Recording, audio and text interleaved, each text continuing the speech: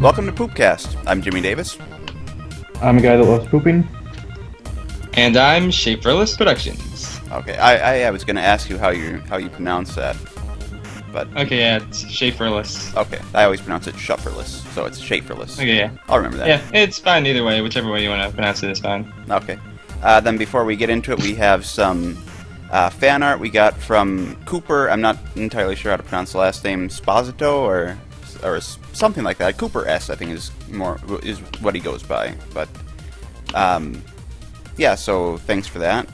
And we'll get into the podcast then we start out asking everybody, how did you first discover YouTube poop, and what was it that led up to you wanting to make your own YouTube poops? Alright, so I'm trying to think back,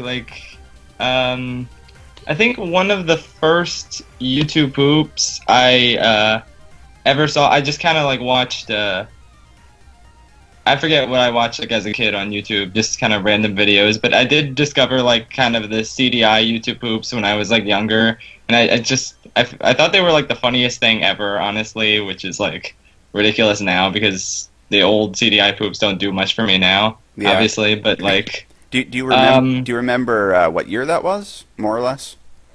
I want to say it was 2009 or 2010 maybe. Okay. Yeah, probably around that time. I also remember there was this thing called the Frollo Show, which was this guy made a bunch of YouTube poops of just Frollo from Hunchback of Notre Dame, and it would be him and Gaston going on random adventures, and just that was also one of the first YouTube poops that I really got into, was just all the Frollo Show episodes. So I really like those. Yeah, I've heard of those before. I've just never got around to watching them. Do you know off the top of your head who it was who made those? Actually, looked them up just now. It's this guy named Chin Cherinas. I hope I pronounced that right. Okay. But yeah, the first episode was back in 2011. So yeah, I think I watched it when it was new. As I haven't been watching it for a few years now, but I just remembered it was really a nostalgic show for me, I guess, and that's what really got me interested in YouTube poop. And then the other big inspiration back then was Mobro Studios. Of course, I loved his YouTube poops. I think I remember watching his Hunchback poop because I got into that from the Frollo Show. I forget what it was called, but it was I remember it vividly though. The one joke about now all of Paris is burning because you don't know your alphabet.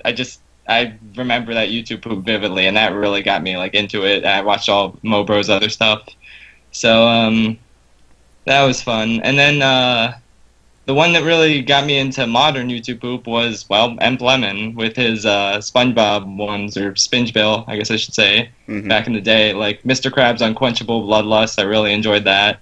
And then I got into his Pixar ones. I was there for the Finding Nemo saga and everything, and then yeah, that really got me interested, and I kept thinking wow, yeah, that sounds I'd love to make a YouTube poop with. Sorry, I had to clear my throat. One day, and I think it was eventually I started watching two other people who really inspire me. One of them happens to be you, actually, and then the other person is NP Carlson, and I was just after watching your videos, I was just I don't know, I really had my what am I trying to say? I had my mindset on really making YouTube poops, but the thing was, I didn't actually have a computer that could run editing software pretty well, because my computer was so terribly slow, and it was just awful.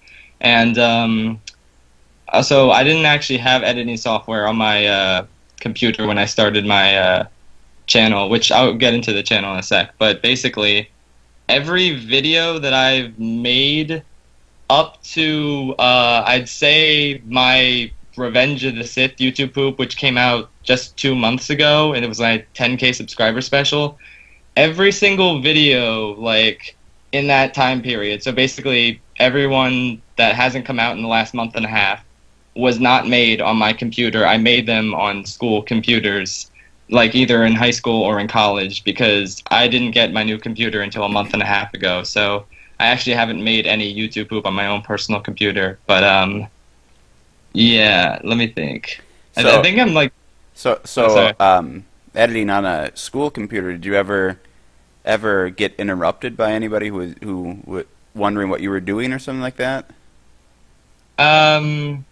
Yeah, surprisingly, not that much because digital media class in junior year is when I made my first YouTube poop, and it was kind of a tough process because digital media was only like 40 minutes per day. So it was like it would take like 2 weeks of nonstop working on the YouTube poop every day in digital media class to get it out, and my teacher didn't really like care what we did. I was like, it was kind of like an advanced digital media class, I'd say, but in reality, it was just I was given free reign to make whatever projects I wanted to and turn them into him. I didn't turn in the YouTube poop though. My first YouTube poop, I didn't give that to him because I figured he'd, I don't know, find that like weird or something. But yeah, that was where I made my first YouTube poop. It was a YouTube poop of the Phantom Menace, which was I think I called it like Emperor Porpentine hates the stunted slimed spinach puffs, which was an Emperor's New Groove reference. Yeah, it was. I thought it was pretty good at the time. Obviously now I don't think it's that good, but like it's still on my channel and everything. And I guess I should also talk about like my channel and how it basically became a YouTube poop channel over time, because it didn't start out that way. It used to be just for me and my friend Chris. We would make digital media projects and put them all on our channel, which was Schaffrillas Productions. Which I don't know if I've ever like explained where that name came from, but Schaffrillas is just a combination of his last name and my last name. So it's like they both kind of come together into that, and then we added the productions at the end. Fun fact: I didn't actually create my YouTube channel. He's the one who created the channel itself, so, and then he just gave me the password and everything, so that's kind of interesting, I guess. Like, this whole YouTube poop channel didn't actually start from me, but it basically was a collaboration between us where we would film projects in digital media class and then like turn them into our teacher, and then during the summer is when we made the channel to just put them all on YouTube. The one popular one was we did a full reenactment of the SpongeBob episode Chocolate with Nuts, and that one started getting a good amount of views, which, when I say a good amount of views, I mean like most of our videos had like 20 views and this one had 200, so it was just like, to me that was a good amount of views. So we started making more SpongeBob live action videos, and it looked like that was going to be like the direction of our channel for a while, and it's like, so it's like weird to think that now it's like a YouTube poop sort of thing. But anyway though, yeah, but I made my first YouTube poop with iMovie because that was the only software I had on the school's computer. And yeah, and if, you know, people who've been following my Q&As and my Twitter will know that I still use iMovie for all my YouTube poops to this day, because honestly, I just haven't really gotten around to like learning new software because I'm like a really busy person. I just do a bunch of stuff basically, so it's like I haven't really gotten around to like adapting to a new software. So it's just I've stuck with iMovie, and it's like worked for everything I've needed so far.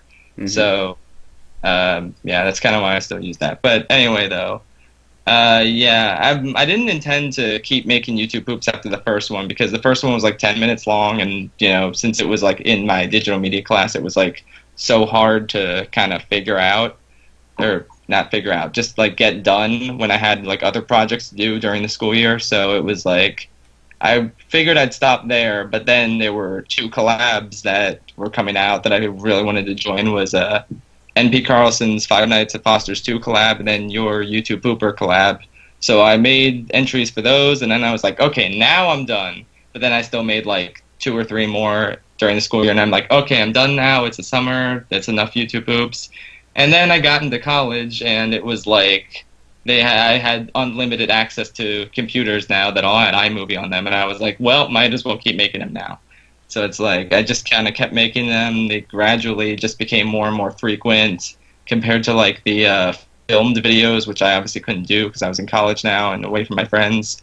So it was like, yeah, they basically kind of took over. And then the coolest thing was, I think it was after Emp Lemon's Drake and Josh collab where I made an entry for that.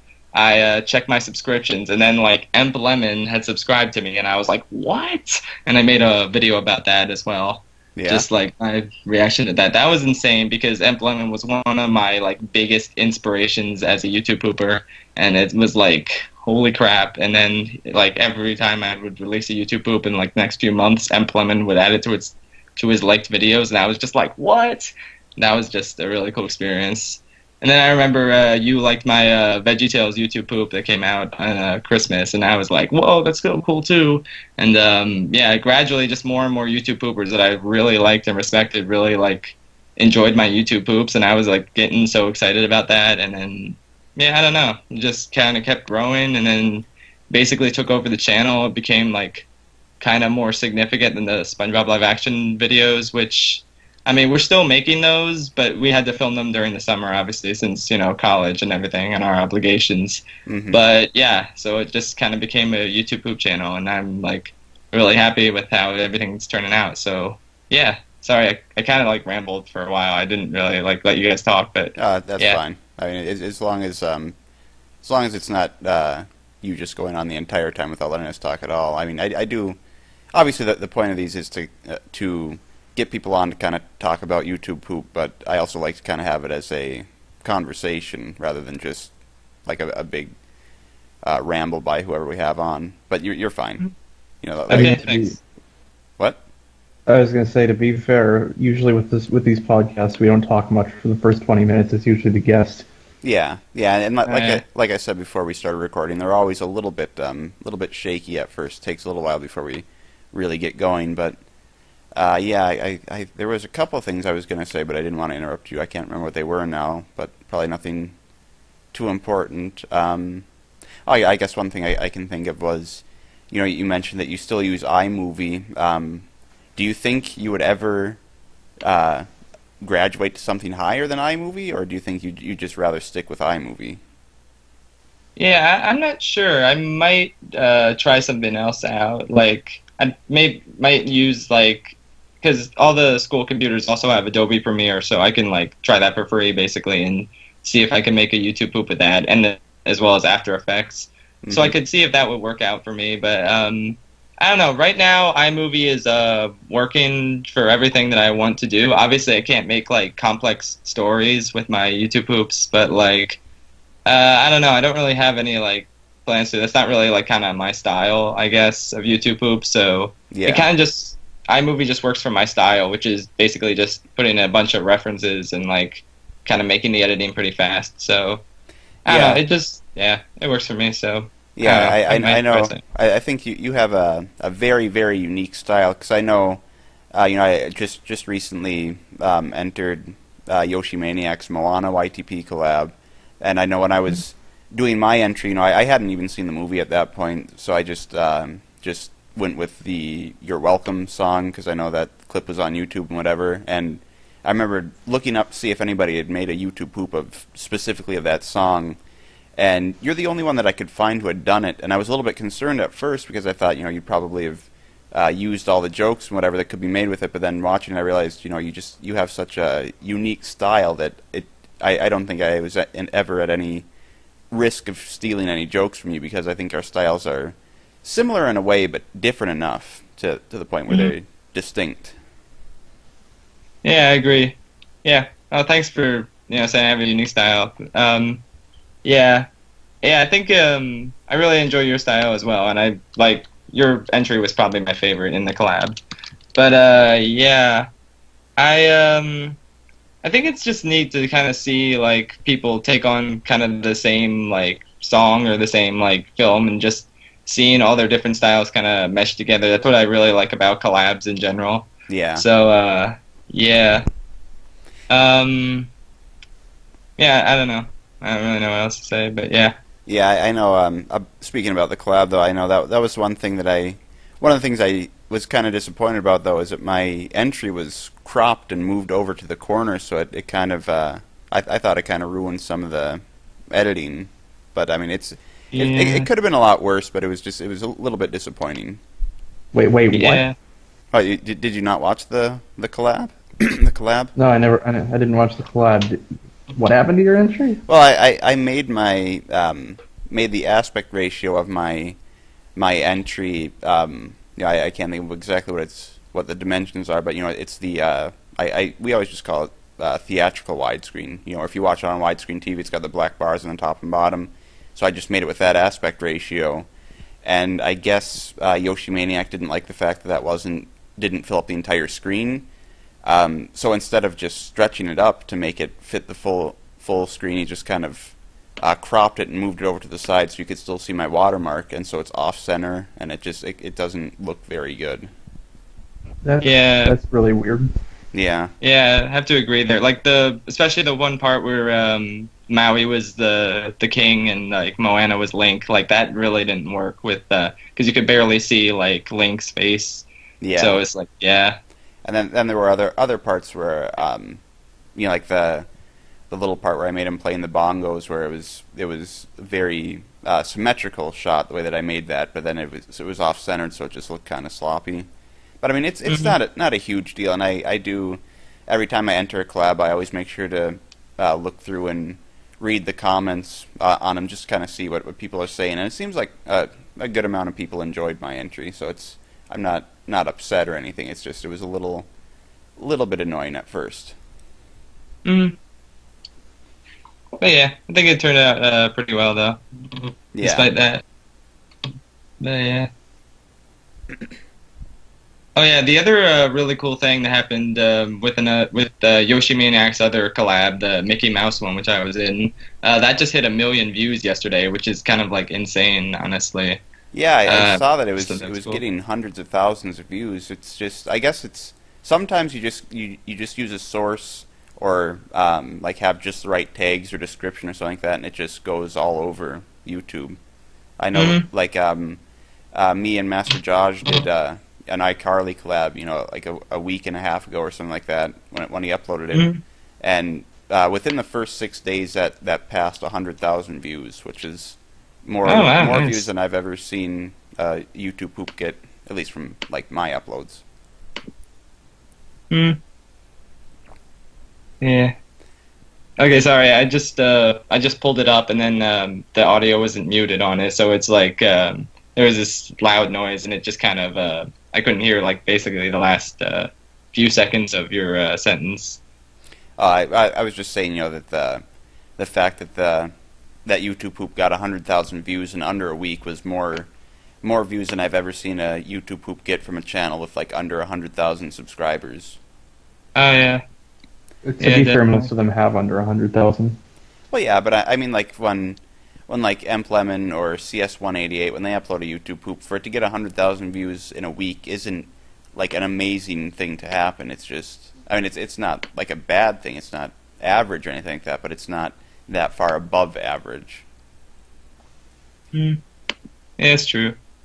So yeah, I'm really glad to see that one like getting a lot of views, because that one was like really good. It's like I always like watch the YouTube poops that I'm from the people that I'm subscribed to with my brother, which obviously now we can't do that because I'm at college. But it's like we just couldn't stop laughing during that one. It was just so much. Like you and Master Josh did a really good job with that.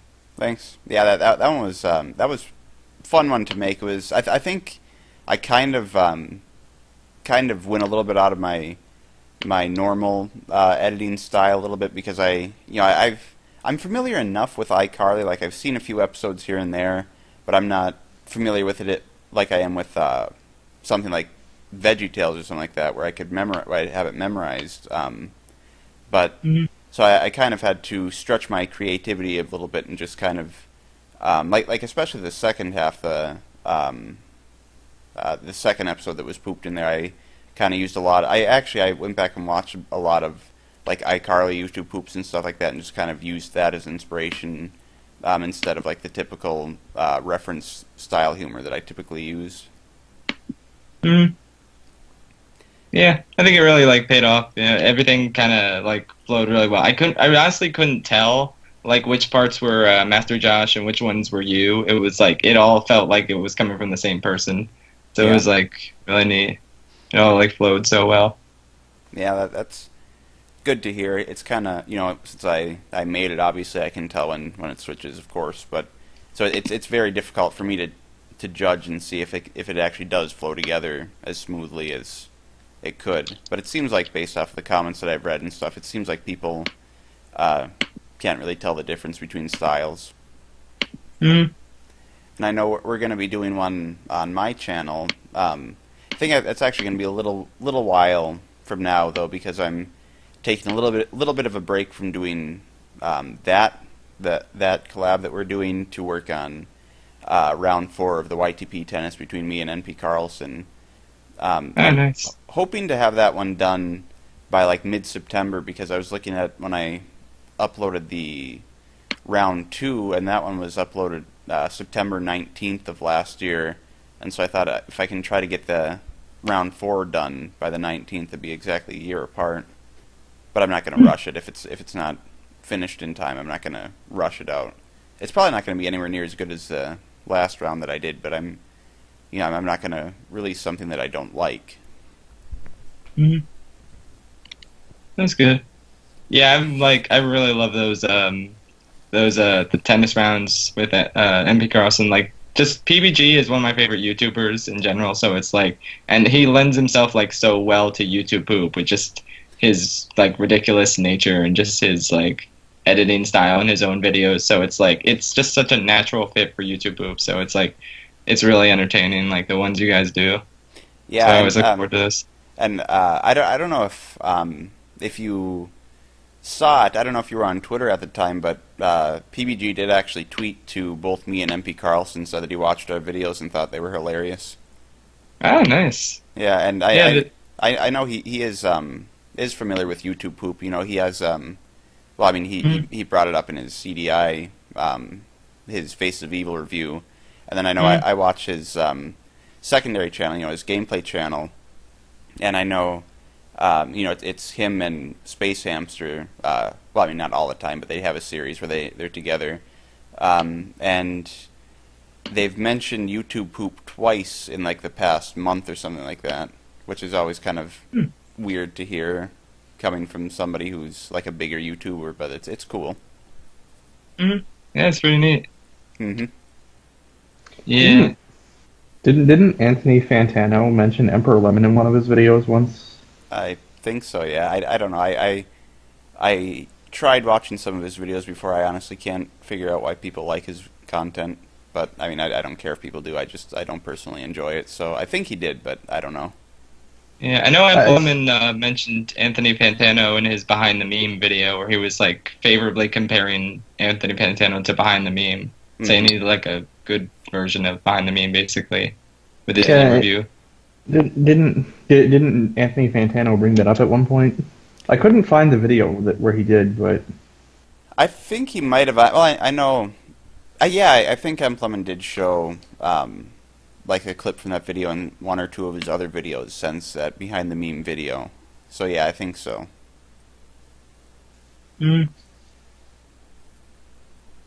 So that's another bigger non-YTP channel that's brought up YouTube Poop. Yeah, there's actually a lot of bigger YouTube channels that have brought up YouTube Poop. I know I've talked to Logan about this before, where I have a theory that I think that the majority of people who have been on YouTube for at least 5 years know what YouTube Poop is. They just think that most people don't, so they don't bring it up.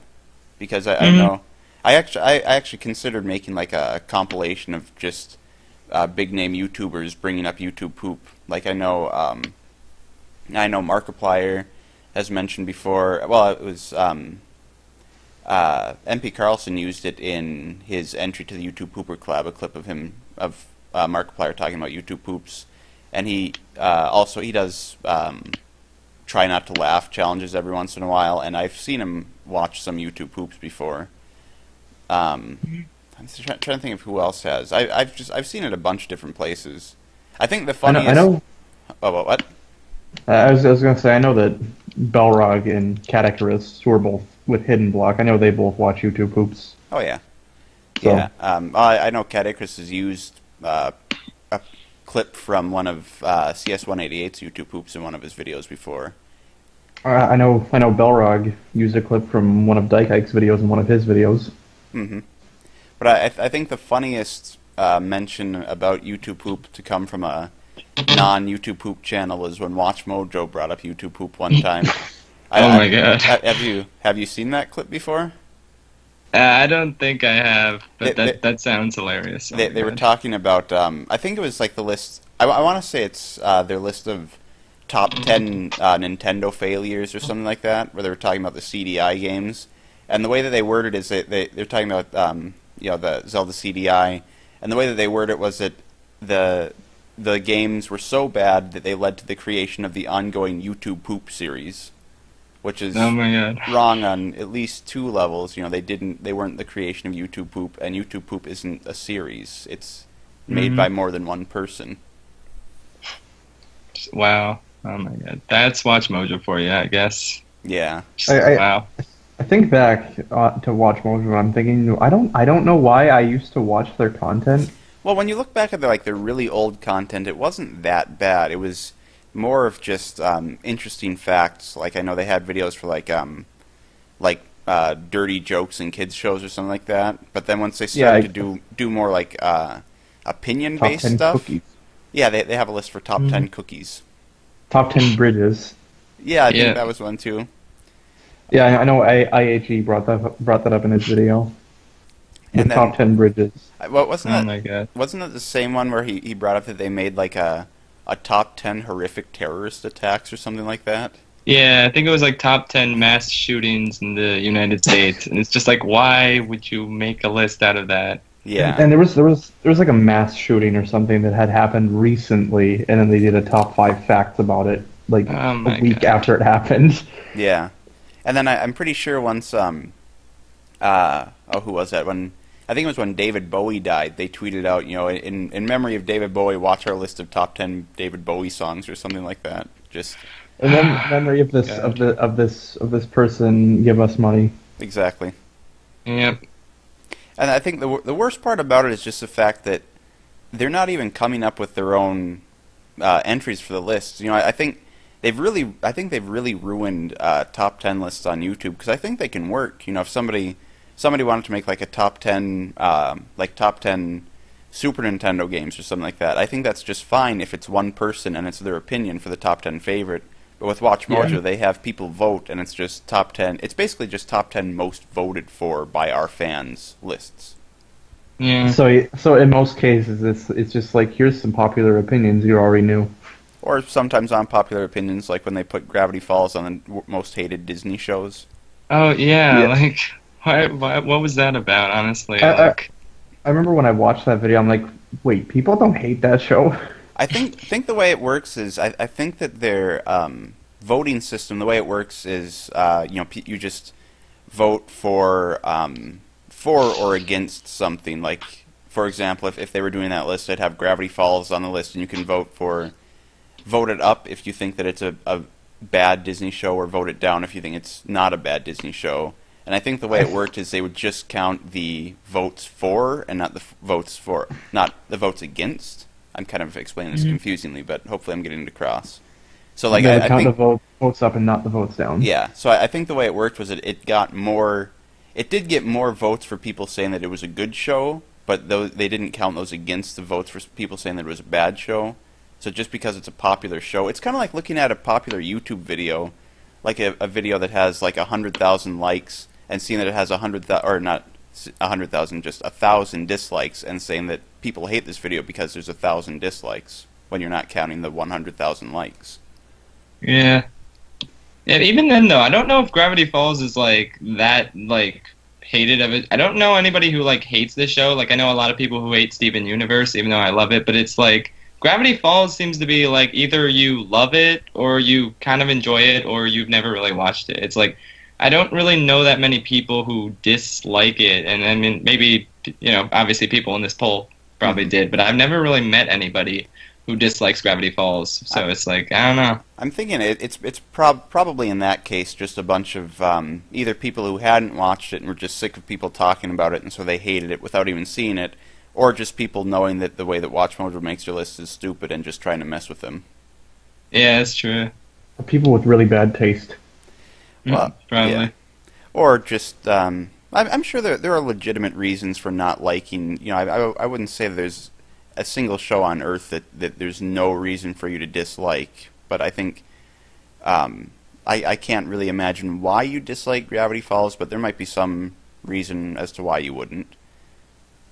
Like I guess it's possible that you could be a parent of a 7-year-old who's watching it because it's TVY7 and they get to like that. What was that one episode that with the what was it? It had like the ghost in it and whatever, like the haunted. Oh yeah, I forgot the name. The one with the Northwest family. Yeah, with their ghost. Yeah, I actually made a YouTube poop of that one coincidentally. So yeah. Oh yeah, I remember that. I don't think I knew. That one was pretty horrifying. Yeah, I mean, I think that's one of my favorite episodes, but it's just watching that. I can't believe they got away with TVY7. You know, it's like isn't there a part like I think I've only watched it twice. It's been a while. I need to rewatch it, but I don't want to spoil it for anybody who hasn't seen it. But isn't there like a point where like the mounted animal heads come to life and there's like blood dripping out of their eyes or something? Yeah, that's what I was just gonna say. That's what I was gonna say. I was gonna say I didn't know you could get away with blood in a TVY7. For comparison, Teen Titans Go is TV PG. Wow. Oh my god. Yeah, the rating system's all kinds of messed up. You need parental guidance to watch Teen Titans Go, but you can sit your kids in front of Gravity Falls and leave them there, it'll be fine. And also Courage the Cowardly Dog. Well, that's a little bit different. Yeah. It seems like shows from like the early to, well, I guess Courage is like a late 90s show, but from the 90s it seems like TVY7 was different because like Ren and Stimpy was TVY7, and that's easily TV PG by today's standards. Some episodes might even be TV-14, I don't know. Yeah, probably. Yeah. Do you watch much 90s TV shows like Ren and Stimpy? Not that much. I remember most of the shows I watched like as a kid were like the early 2000s ones, which really it was mainly Nickelodeon at first. It's like SpongeBob, Fairly Odd Parents, and Jimmy Neutron were like my 3 favorites. And then it was like I transitioned to Cartoon Network. I remember through Foster's Home for Imaginary Friends, and that was only because they had the toys at Burger King. So it was like that got me into the show through those Burger King toys, and it was like from there I just started watching Cartoon Network. So it was like Foster's, like Camp Lazlo was a favorite of mine, like Chowder, and then some other shows, and then into Adventure Time, and then like regular show and like the 2010s shows. I kept watching Cartoon Network, even as Nickelodeon kind of fell apart. Mm-hmm. But the only other show I watched on Nickelodeon was Avatar, obviously, and then Korra. But yeah, I haven't really watched many like 90s shows. Like everyone talks about how much they love Rugrats and like Hey Arnold and shows like that, and then some of the Cartoon Network shows. I honestly haven't seen like any of them, which is like not even like as a kid. I mean, I probably watched them as a kid, but I wasn't really into them as much as SpongeBob, Fairly Odd Parents, and Jimmy Neutron. So it was like, yeah, I'm not huge on 90s nostalgia, but like 2000s nostalgia is like where I'm at. Yeah, well, I mean, I don't really have much nostalgia for 90s shows because I didn't watch like any 90s shows. We didn't have cable growing up, so I didn't really watch any like Nickelodeon or Cartoon Network shows. It's just as an adult I started watching Ren and Stimpy and Rocko's Modern Life, and those are 2 really, really good shows. I don't know if I could really watch Rugrats that much because I watched it a little bit as a kid. I know my parents, for whatever reason, didn't really like us watching it, and looking at it now as an adult, it looks kind of ugly. I don't know for sure if I could really get past the animation style. Yeah, I can see where you're coming from there. Yeah, but I know as an adult, I would definitely recommend checking out Rocko's Modern Life and Ren and Stimpy, even if you don't have any nostalgic connection to it at all. Like Rocko's Modern Life is a lot like the first 3 seasons of SpongeBob. Like it has a lot of the same people working on it, and it has like that same sense of humor. And then Ren and Stimpy is kind of hit or miss for me, honestly. Like I have the collection of like the first, I think it's the first season and a half, because that's when the creator was working on the show. What? It's the first 2. Oh, okay. Well, the first 2 seasons, because that's when the creator of the show was working on it. Then I don't know for sure what the story was, if Nickelodeon kicked him off the show or if he left the show or something like that. But I think he got fired. I think that was the case, because I know he seemed to have a lot of fights with the Nickelodeon censors. But I know there are a lot of really good episodes on there. But then at the same time, there's some episodes where they just kind of get a little too gross out humor for my taste. Yeah, that's true. Like there's one episode where it's basically the entire 11 minutes is just like hairball jokes essentially, but it's I don't like that kind of thing. Shouldn't be gross if it's a cartoon, but for some reason the way they did it, I just remember it being a really gross episode and not really very funny or entertaining. But I think for the good episodes, it's definitely worth checking out the first 2 seasons of that. Okay, nice. Yeah, I'll probably like look up which episodes are like, gross out ones and probably skip over those ones. But yeah, that sounds good. Just as long as you avoid Adult Party Cartoon. Oh my god, yeah. Obviously, I've heard all about Adult Party Cartoon. Like, I don't know. I've for some reason I've more recently started seeing people who defend that show pop up, and I don't know why. Well, I think it's fine if people like a show. It's just like I was saying with Gravity Falls, like I think it's fine if there are some people who don't like it, even though Gravity Falls is, in my opinion, like the best TV show I've ever seen. But so at the same time, I think it's just fine if people like shows that I think are terrible. And I guess to be fair, I've never actually seen Adult Party Cartoon. I've just seen clips, and it looks terrible. I don't have any interest in watching it. Yeah. Yeah. Ren and Stimpy was never really a kids show, but they weren't like, I don't know, it was more clever, I guess. Yeah. This just kind of seems to be like, well, it was either very clever or very lowbrow in the way that adults would enjoy the lowbrow humor. Yeah. But with Adult Party Cartoon, it's just like, it's like they're trying too hard to cram in as much adult jokes without trying to make them funny. Yeah. Mm-hmm. I think we might have mentioned this in the last podcast, but I'll say it again. I think the reason why Adult Party Cartoon didn't work is because with the original Ren and Stimpy series, it was supposed to be a kids show, and so they would find clever ways to sneak past the censors and make adult jokes, as opposed to when it's an adult show, they can do whatever they want, and so they don't have to be clever with the adult humor, and so then it just becomes not funny, essentially. It's not to say adult cartoons are bad, because I think there are some good ones. Well, yeah, that's not what I'm saying. I'm just saying that I think that with like I was just talking specifically with Ren and Stimpy, or more specifically with Ren and Stimpy, but I do still think though that is mostly the case with kids shows being funnier than adult shows for the most part. Not saying there aren't any good adult shows, but I think there's a lot more bad adult shows than there are good ones. Definitely. And I think that's the reason why. Yeah. You can go first. I was just gonna say, I think a lot of the bad ones though, people forget about. Like, how many people remember 12-ounce mouse, something like that? Oh yeah, that like, just so awful. Yeah. I heard that one was just like really lazy and boring. Well, I think that was the biggest problem, was that the fact they were clearly very lazy, but they were trying to pass that off as being artistic when it was like an artistic choice or whatever, when it was clearly just them being lazy. It's, as far as I can tell, not a whole lot of Adult Swim's early shows were very good. I think the only one that I think was actually good was Aqua Teen Hunger Force. Yeah. I know that one's. I think that was like one of the first adult cartoons I actually got into. Because it's like all the other ones I would just watch. I'm like, this isn't funny, but I watched that one and I don't know, I thought it was funny.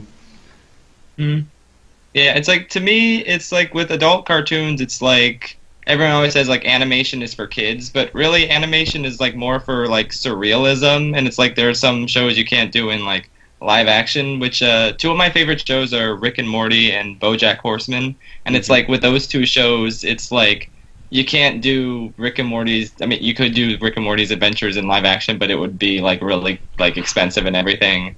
So it's like it lends itself to animation well, not just for the humor, but for like the concepts and everything. And it's like it's a show that doesn't try to like gross the audience out like too much. I mean, it does it sometimes, but it's just more of like, you know, just the concepts work so well and lend themselves to animation. And then BoJack is the same way with like the world and everything.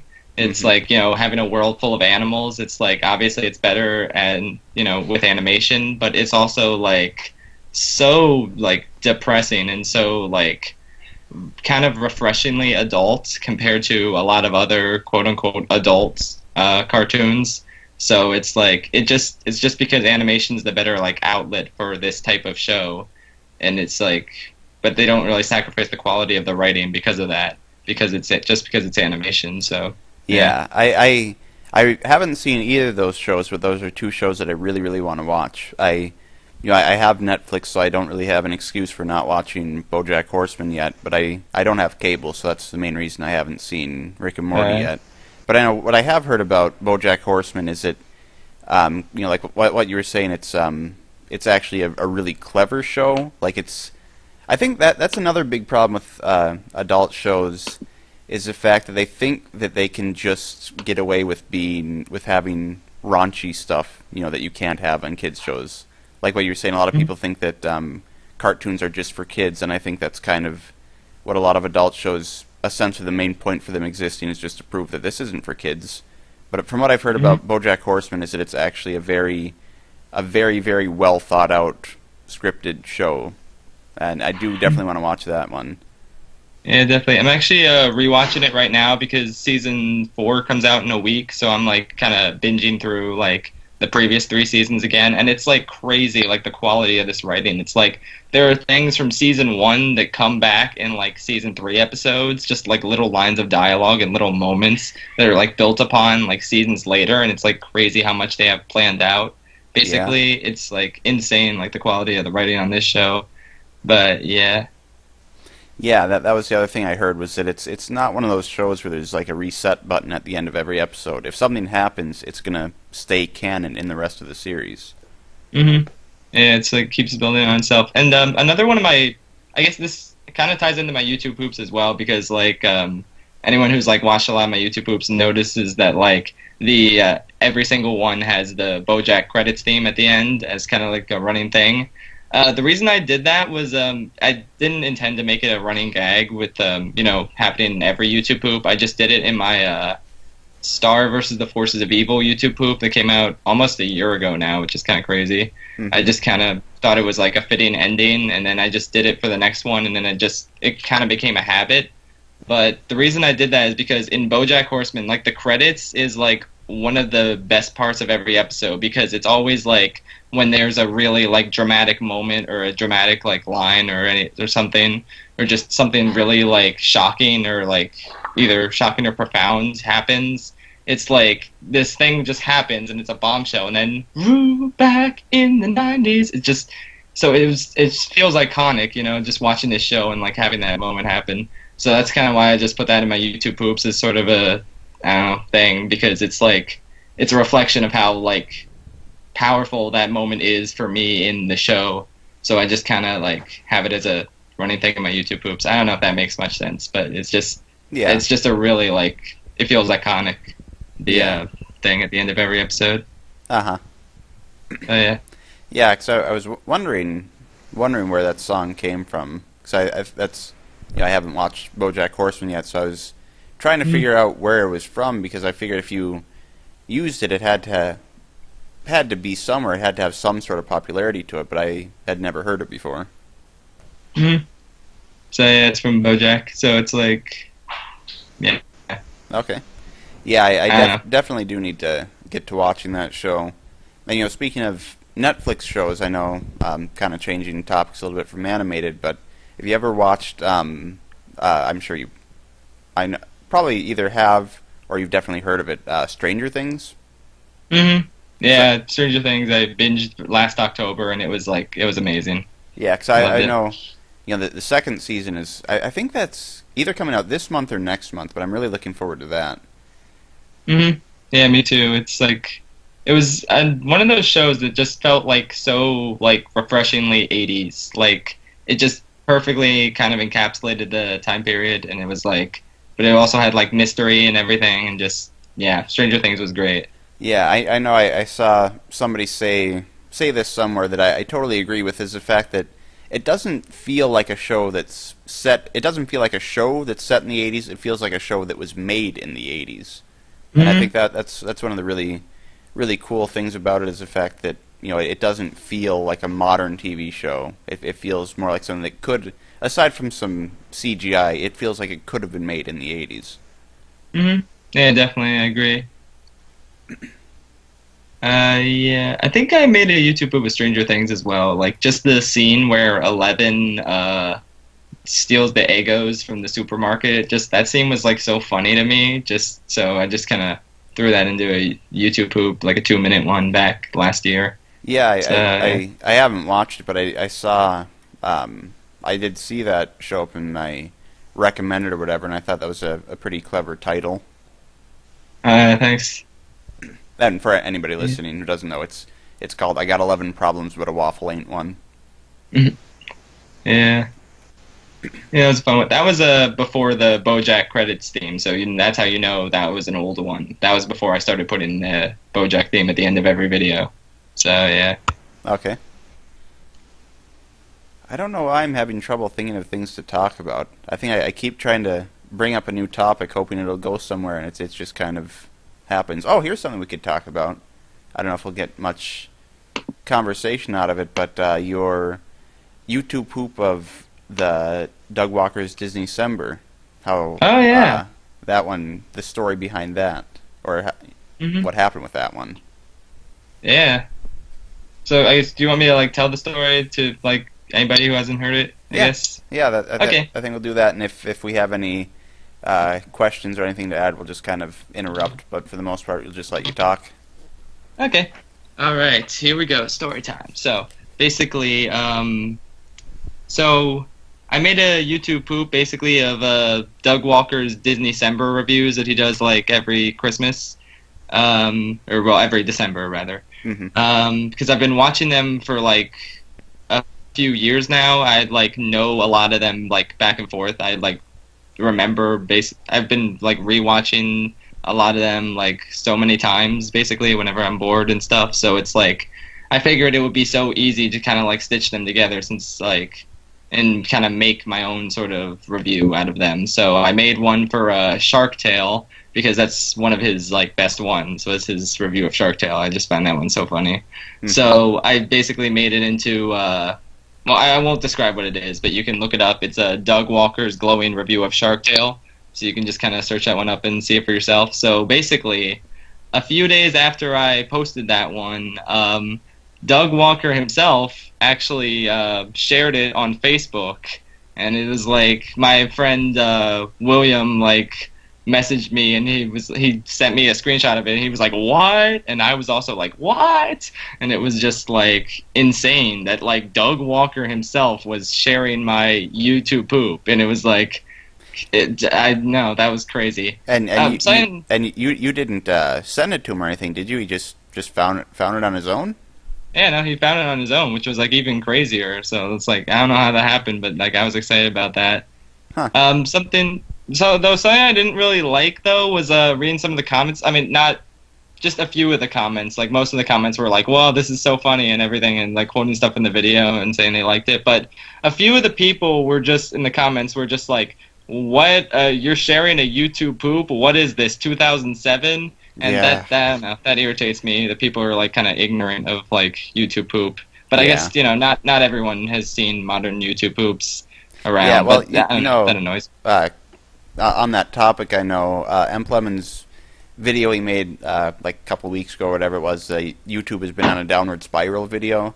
I know he mentioned that something like that about how a lot of people just seem to think that YouTube poop is still, Mama Luigi stole the king's dinner or whatever, that kind of stuff, Spadinner type stuff. And I know, looking through the comments, I know that I saw somebody who said, that he was under the impression that YouTube poops were kind of still like that, and he, because of watching that video, he decided to go and check out more modern YouTube poops. But yeah, I get what you're saying. I saw a lot of comments, well, not a lot, but a few comments like that where people were, saying that it seems YouTube poop seems outdated or whatever, and yeah, like you said, it gets really annoying. But at the same time, I guess it's kind of hard to fault some people because they just kind of watch some YouTube poops and then stop for 5-6 years, whatever, and just can't figure out why people are still making Spadinner poops. Mm-hmm. YouTube poop is completely different from what it was 10 years ago. Yeah, but I mean, it's different in a sense, but I think it still has a lot of the same values to it. It's still obviously taking pre-existing media and re-editing it, and you're still. I think that's one of the things I like about YouTube poop is how it's kind of like it's built up a huge backlog of like running gags and inside jokes and stuff like that. Like you can still reference Spadinner, kind of like in my Moana YouTube poop I did, where I put Harkinian and Link's heads over the two characters, and if you had never seen a YouTube poop before, that'd be really confusing, but I know that 99.9% of the people who saw it got that reference. Mm-hmm. Yeah, definitely.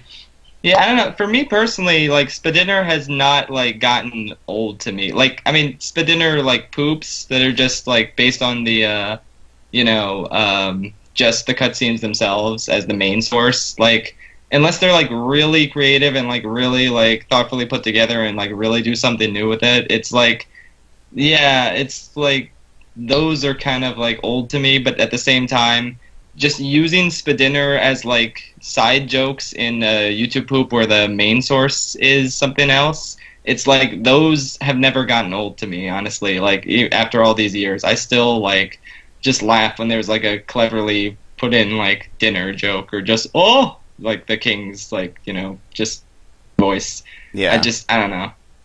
It's one of the things that I just personally like appeals to my sense of humor, I guess. Yeah, I think really the only type of YouTube poop that I can think of that I think has kind of been beaten to death at this point is the Michael Rosen YouTube poops. I mean, I still think you can make funny Michael Rosen YouTube poops, but I think like I just recently someone I'm subscribed to uploaded a filler Michael Rosen YouTube poop, which was basically just kind of used like 2 or 3 of his videos and edited it kind of more like a regular YouTube poop as opposed to like a more story-based YouTube poop, and it just kind of made me realize how nice of a change that was to kind of go back to a more simple type of YouTube poop as opposed to trying to have this big elaborate story. And I mean, I do respect the people who can make those types of big epic Michael Rosen YouTube poops, and I even kind of have plans on doing something kind of like that at some point, but I do think it's something that there are some channels that are devoted to nothing but Michael Rosen YouTube poops, and I just kind of feel like that gets really old, personally. Yeah. I know a lot of them have kind of stepped away from that, but I think there's still some Michael Rosen exclusive poopers, which I don't know why you would limit yourself to one source as the main source. I couldn't imagine doing that. Yeah. Yeah. I feel like though the one exception to that is SpongeBob, because there's like so much potential even now with SpongeBob. Like I still enjoy poops where SpongeBob is the main source in 2017. It's like there's some poopers who just strictly use SpongeBob as their main source, and it works because there's so much to like pull from there. Yeah. So it's like I still love SpongeBob ones.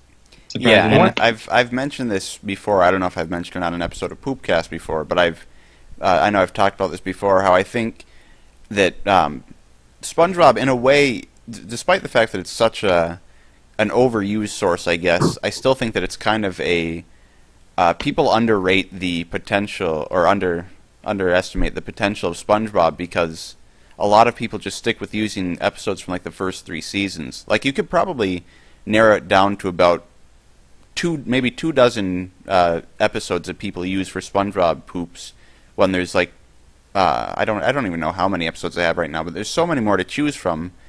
But people just like to stick with the small amount that have already been used before. So I think if people just, anytime somebody branches out and uses an episode that hasn't been used, or at least hasn't been used like a dozen different times by, or more or whatever, somebody uses an episode that isn't used as often, I think it can still be really funny. The thing about the later season episodes is I know for sure it's like I'm not as familiar with them, so it's like there's a reason people use the earlier episodes so much. Yeah, that's true. But at the same time, it's still, even if the show is, different in the later seasons tonally, it's still the same characters, still the same animation style, whatever. You can still draw a lot of the same jokes out of it. Well, the thing is that it's not what I'm getting at. What I'm getting at is I know I would have a harder time coming up with jokes because I'm not as familiar with those episodes. Yeah, but it's not like going to a completely different source. What I'm saying is it's still SpongeBob. It's not like it's not like going and using a completely different source. Yeah, I guess. Yeah, I guess it's true. I don't know though. I kind of like, yeah, for me personally, it's like easier with the older episodes just because I grew up with them and it's like I remember like vividly each moment in each line, so it would be like easier to apply jokes to them. Even though I haven't made any SpongeBob YouTube poops, it's just like it's easier for me to like watch them that are based on the older episodes because of that. Yeah. It's like even like surprisingly though, even episodes that have been like done to death can be like shockingly original. Like there was this one I was watching of Chocolate with Nuts the other day. Or not the other day, it was like about a month ago, I think. But it was from this guy named Waltman13, I think. He made a Chocolate with Nuts YouTube poop, and that one like had me dying on the floor with just the jokes and everything, and just the editing. It was like, which shocked me because it was like a Chocolate with Nuts YouTube poop in 2017, and I was just like, how original can you really get with that? Like, hasn't every joke been done with that one? But it was like so funny, and just I really enjoyed that one. So it was like, yeah. Yeah, I watched that one too. That one was, again, it's still, they're still funny. Like what you said, there's still, even though they've been used so much, they can still be hilarious. But I think the one biggest problem with using SpongeBob as a source, though, is Viacom.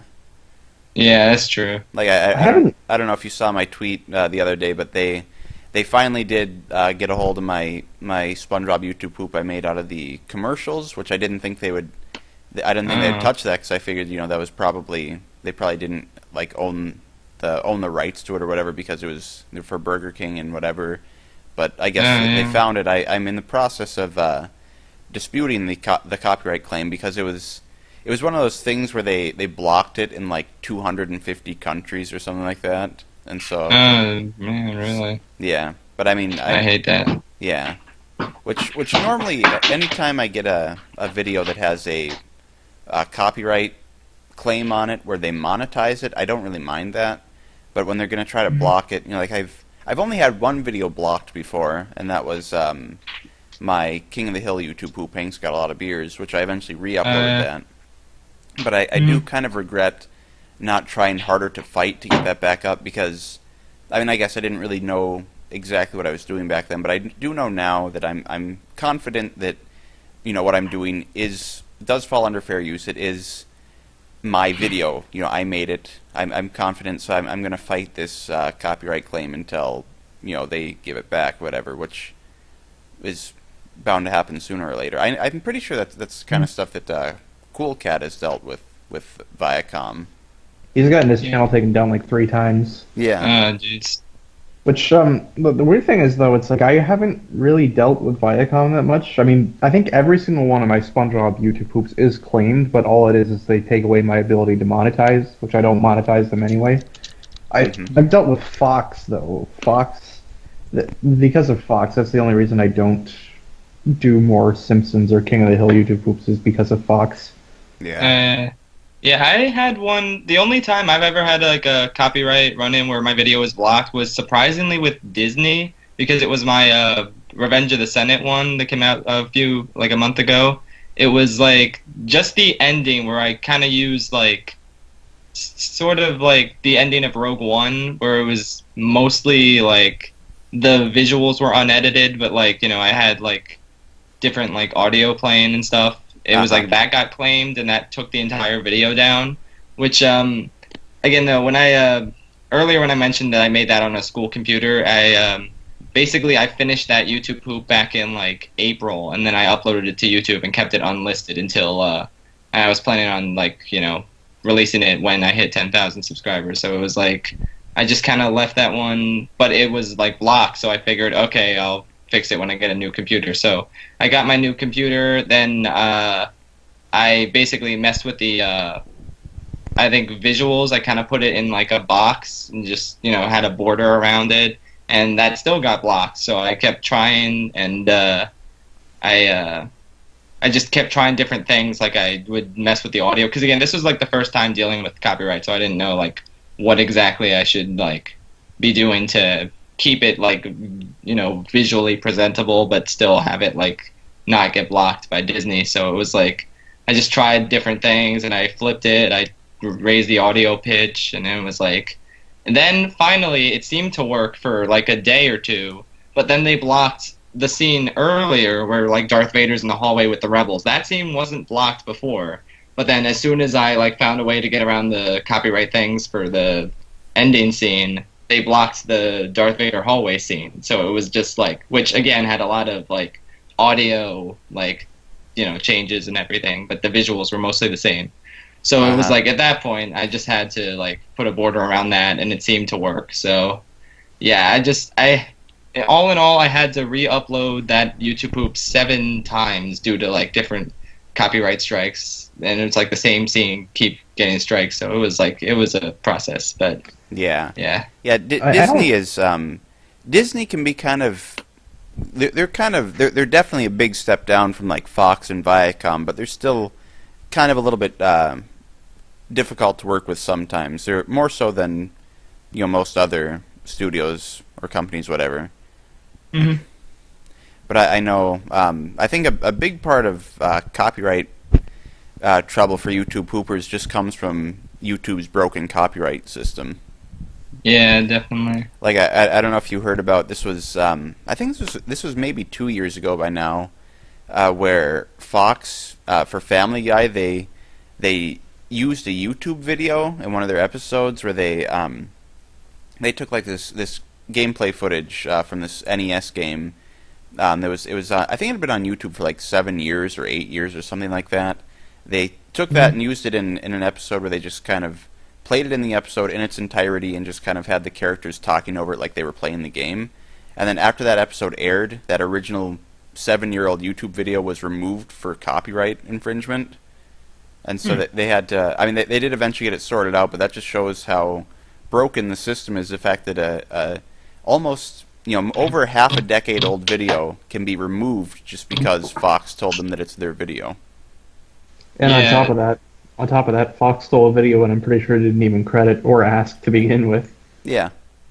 Well, so it's like, I mean, to be I think fair, that just makes it worse. To be fair, the fair use laws and whatever, you don't need permission from people to use it. That's why you can get away with like YouTube poops. That's why I'm convinced YouTube poops are perfectly legal. You don't need permission, but it's just the fact that they used it, and then they used it. Like I said, I'm pretty sure they used the entire video, just adding audio over it, and then after it aired, the video was removed without any kind of human interaction to it. It was all through their copyright bots or whatever, however that works. Yeah. But I mean, I don't think they credited the original uploader either. So it's like the fact that they took the video, didn't credit him, and then it got taken down. That just makes it worse. Yeah, I mean, I don't think you technically legally have to credit it. I mean, I don't know for sure. Would you really call that fair use though, since they showed the whole thing and didn't really do much? Yeah, that's kind of what I'm saying. Just by crediting it, that doesn't automatically make it fair use. So, like, I know.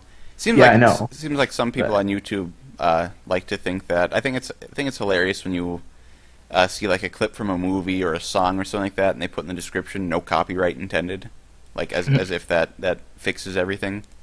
Yeah, it's ridiculous, this whole system. Yeah, but I mean, it's to be fair. I know a lot of people when they talk about how broken the copyright system is on YouTube, they like to kind of say, that it's an issue with YouTube getting worse and worse. But honestly, I think the copyright thing on YouTube has always been broken. I don't know if it's necessarily gotten better or worse. I think it's just more or less they've just had different problems with it over time. Like I know it used to be, like I know I've been on YouTube. I have a YouTube channel that I made back in October of 2008. So I've been on YouTube for a little while. Almost 9 years now. And I know there was a time where if you had a like a copyright song in your video or something like that, and they picked up on that, it would just be removed with like you'd get a strike and everything. And now it's usually they'll either monetize it or you might get it blocked. So it's not as severe as it used to be. Okay. Isn't there also an option to mute the audio where the song plays? Yeah, I'm pretty sure that's you can do that. I'm not sure how well that works. It really depends on the video. If you have the song playing in the background of dialogue, then of course it's not going to work well. Yeah. In that case, you might as well just replace the song and re-upload it. Yeah. I know I have my YouTube poop that I've been working on now for, actually it's been a year now since I started working on it, the King's Nostalgia Trip. I've done a couple of test uploads of it, like where I make it private, just kind of see how it looks on YouTube and if I'm running into any kind of copyright issues. And I edited a scene around a song that when I uploaded it, I could not upload it in a way that it wouldn't get picked up for copyright. The song, I tried raising the pitch way up and it would still get picked up, lowering it way down. I think I added a couple effects to it. I couldn't get rid of the automatic copyright claim on that for that song. Is it getting blocked or is it just getting monetized? It's just getting monetized, but I was just going to say I'm a little bit concerned that I don't know if they can do this, but I'm a little bit concerned that they might be able to eventually decide to just block it. Because if they just monetize it, I mean, I do monetize my videos because, like I said, I'm very very positive that what I'm doing is fair use, and so I don't see any problem with monetizing them. I don't ever dispute it when somebody else monetizes one of my YouTube poops because I don't really care that much. But in this case, it's kind of a little bit annoying for the fact that I've been working on it for over a year, and because of that one song, I can't monetize it. And the fact that I edited it around that song, I can't get rid of it and just replace it with a new song. But I mean, even though I do monetize my videos, I always try to keep the quality of my content above making money, because I mean, especially with the adpocalypse, as everybody called it, with people earning less money on, with advertisers pulling out, and recently with videos becoming demonetized, I'm hardly making any money on YouTube at all. So it's not a huge issue. I'm going to be announcing a Patreon pretty soon, but yeah, like I was saying, it's a little bit annoying that I can't monetize it after all that work, but at the same time, I'm not going to remove the song and make the video, lower the video's quality just because I can't make $5 off of a video or whatever. Yeah. I kind of have the same mindset. Mm-hmm. I mean, that's why I was asking, because I was thinking if they're just monetizing it, would you just consider just giving up after a while if you can't get it to go away?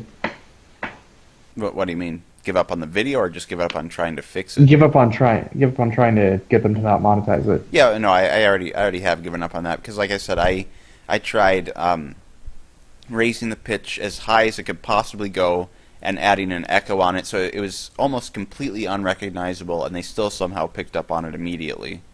So even if that did work, it wouldn't be worth it because it would sound horrible. Yeah. I don't know. I know I used to. I don't do this anymore, but I used to slightly raise the pitch of songs that I would use, and then it always worked. I would barely raise the pitch though. To the point where it's not even noticeable. I still do that if I'm going to use more than like 2 or 3 seconds of a song. I did that a couple times in my my Moana YouTube poop because I needed to use like a couple second clip of the song unedited in order for a joke to work or whatever.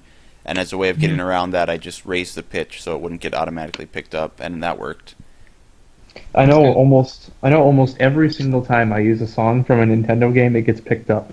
Yeah, And then Nintendo is Nintendo is kind of like Fox and Viacom, except they're less likely to block and more likely to just monetize it. Yeah, Yeah. which it's like, I mean, if I was like doing Let's Plays or reviews, I would try to dispute it, but it's like I'm making YouTube poops that I'm not even making money off of, so I don't care. Yeah. And then especially if I do a YTPMV of one of their songs, then it's like, well, then the whole song is there. It's like, well, they're gonna pick up on that. I think there might have been one time where they didn't, but otherwise they always do. Yeah. Most of the time, it's not my YouTube poops. Surprisingly, they get monetized. It's like my older AMVs, which obviously makes sense because it's like the full song playing throughout the thing, and I didn't really make them to monetize them. I just kind of made them to put them on YouTube. So it's like, but surprisingly, my YouTube poops generally aren't claimed that much, except for the my Gravity Falls one, because I had like a song from Les Mis at the end, which was just played out in its entirety. And I didn't really want to remove it because it's like, I don't know. I just thought it was a good ending, which, I mean, it might have been a smart thing to remove it since that's my, I think that's my most popular YouTube poop right now. But at the same time, it's like I didn't really care about like you said, I didn't really care about making like a small amount of money on it. I just kind of wanted to like release it how it was. So yeah. Yeah. Well, and I think the main reason probably why your videos don't tend to, why you probably don't have issues with copyright as often is just because of how fast-paced your videos tend to be and how reference-heavy they are. Yeah, it's true. Yeah, I guess it's mostly because like a lot of the songs don't play out for that often. Like I remember I was worried about my one Chowder YouTube poop, not the collab, but the one that came out like in March, I think, because I played a few seconds of Africa by Toto. I think it was like 5 seconds of it, and it was like, I don't know if this is gonna get claimed or not, but it surprisingly didn't. So I was like, all right with that. I don't know how it works, honestly. Like I don't know if 5 seconds is enough to claim something or not, but yeah, I don't know. Yeah, but that one there's fine. really no set rules. It's just kind of you do it video by video and just see what happens. Okay. Yeah, that surprisingly worked out. Yeah. Yeah. Yeah, I don't know. I'm trying to remember if there were any other YouTube poops that got claimed at all, besides obviously the Star Wars YouTube poop I talked about, and then the Gravity Falls one, which just got claimed but didn't get blocked. I think that's about it. I'm surprisingly, I guess it's because they are so fast-paced and none of them really hold on any songs for that long. I don't really do that intentionally, like, with the intent of avoiding copyright. It's just, I don't like holding on, like, jokes for too long in my YouTube poops, so it's like, and, like, songs as well. Yeah. I think the thing with dragging out jokes for too long, I'm pretty sure we talked about this on an earlier episode before, but the biggest issue with that is the fact that if the joke doesn't work, then if you drag it out, it's just going to be even longer that it doesn't work for people, Like it's kind of hard to tell for sure when you're making the video if the joke is actually going to play out well because you already know the build up and the punchline and whatever. So it's kind of hard to judge whether or not it's going to work. And so if you have a joke last for too long, it can just be a problem. Although at the same time, if you go too fast, then you do have people who complain about videos being too fast-paced. Yeah, that is. I think I know one of my videos, I felt like it was like more fast-paced than the other ones. It was my YouTube poop of We Gotta Get SpongeBob Back. It was like, that one, I think a few of the commenters said was like, kind of like too fast-paced or too like joke-heavy. Or like, I don't know, too many jokes at once. And I kind of have to agree with them. I mean, I don't think it's bad, but it was like, I think I did go a little too fast with them. It's just, I tried to capture how, like, frantic that, like, original video is, with just Squidward running around, like, we gotta get SpongeBob back! So I wanted to, like, kind of reflect that in the way the YouTube poop was edited, but yeah, I think that one went a little too fast, but otherwise I think I've hit, like, a comfortable, like, pace with my, jokes that I'm, like, pretty content with. Yeah. Yeah, and if you just continue with the same, more or less the same pace with each one of your YouTube poops, you're eventually going to find an audience who doesn't care if it's fast or slow or whatever. Like I tend to like my especially my earlier videos tend to be very, very slow paced. And I remember when I uploaded my first round for the tennis between me and MP Carlson, I know I had a few people complain that it was just too fast, and I didn't really think of it as being too fast because it's a tennis round, and usually those are a lot faster than regular YouTube poops. But I think since then I've kind of found a more fast-paced editing style that I like. I think one of the reasons why I like fast-paced YouTube poops more than slow-paced YouTube poops is just the fact that you don't get all the jokes just from one viewing, and so when you come back and watch it again, you get more jokes than you did the first time, and I think that just gives it more of a rewatch value and makes it more fun to watch. Yeah, definitely. Yeah, I'm trying to think of, like, examples of that, but I can't think of anything off the top of my head. But, yeah. Well, I guess just your tennis matches, you and MP Carlson, like, those tennis matches, there's, like, things that I don't pick up on the first time I watch them, but then, like, yeah, it's like there's so many, like, little details, like, please, like, I think it was, like, one of MP Carlson's ones where PBG says, please don't unsubscribe, and, like, the third or fourth time I noticed Emp Lemon in the background with the, you know, can you unsubscribe thing, so it was like, yeah, there's just so many little details that I like to notice. Yeah, and so, I know there are some that I didn't even pick up on until I was editing it, and that's kind of one of the fun things about tennis rounds is that you can kind of edit in things knowing that whoever's going to be doing the next round is going to be, you know, watching the video essentially frame by frame, so you can kind of hide in little in jokes for whoever you're doing the tennis match with. Don't necessarily have to be for the audience, just for whoever's editing it. But so, yeah, it's like a really cool thing. Yeah, I know. On the topic of tennis matches, I do definitely want to do another tennis match at some point once I finish this one with MP Carlson, and I think I definitely want to do it a more fast-paced or more. How would you word that? I want to make sure there's less time in between rounds because I know with this one, you know, we've been going on for over a year now. The first round came out in, I think I was just checking yesterday. I think it was July 7th of last year, and we only have 3 rounds finished. You know, I'm finishing up with the 4th round, hopefully sometime this month. But I was actually thinking, I kind of came up with this idea. I don't know, it's either a really good idea or a really horrible idea to try to do.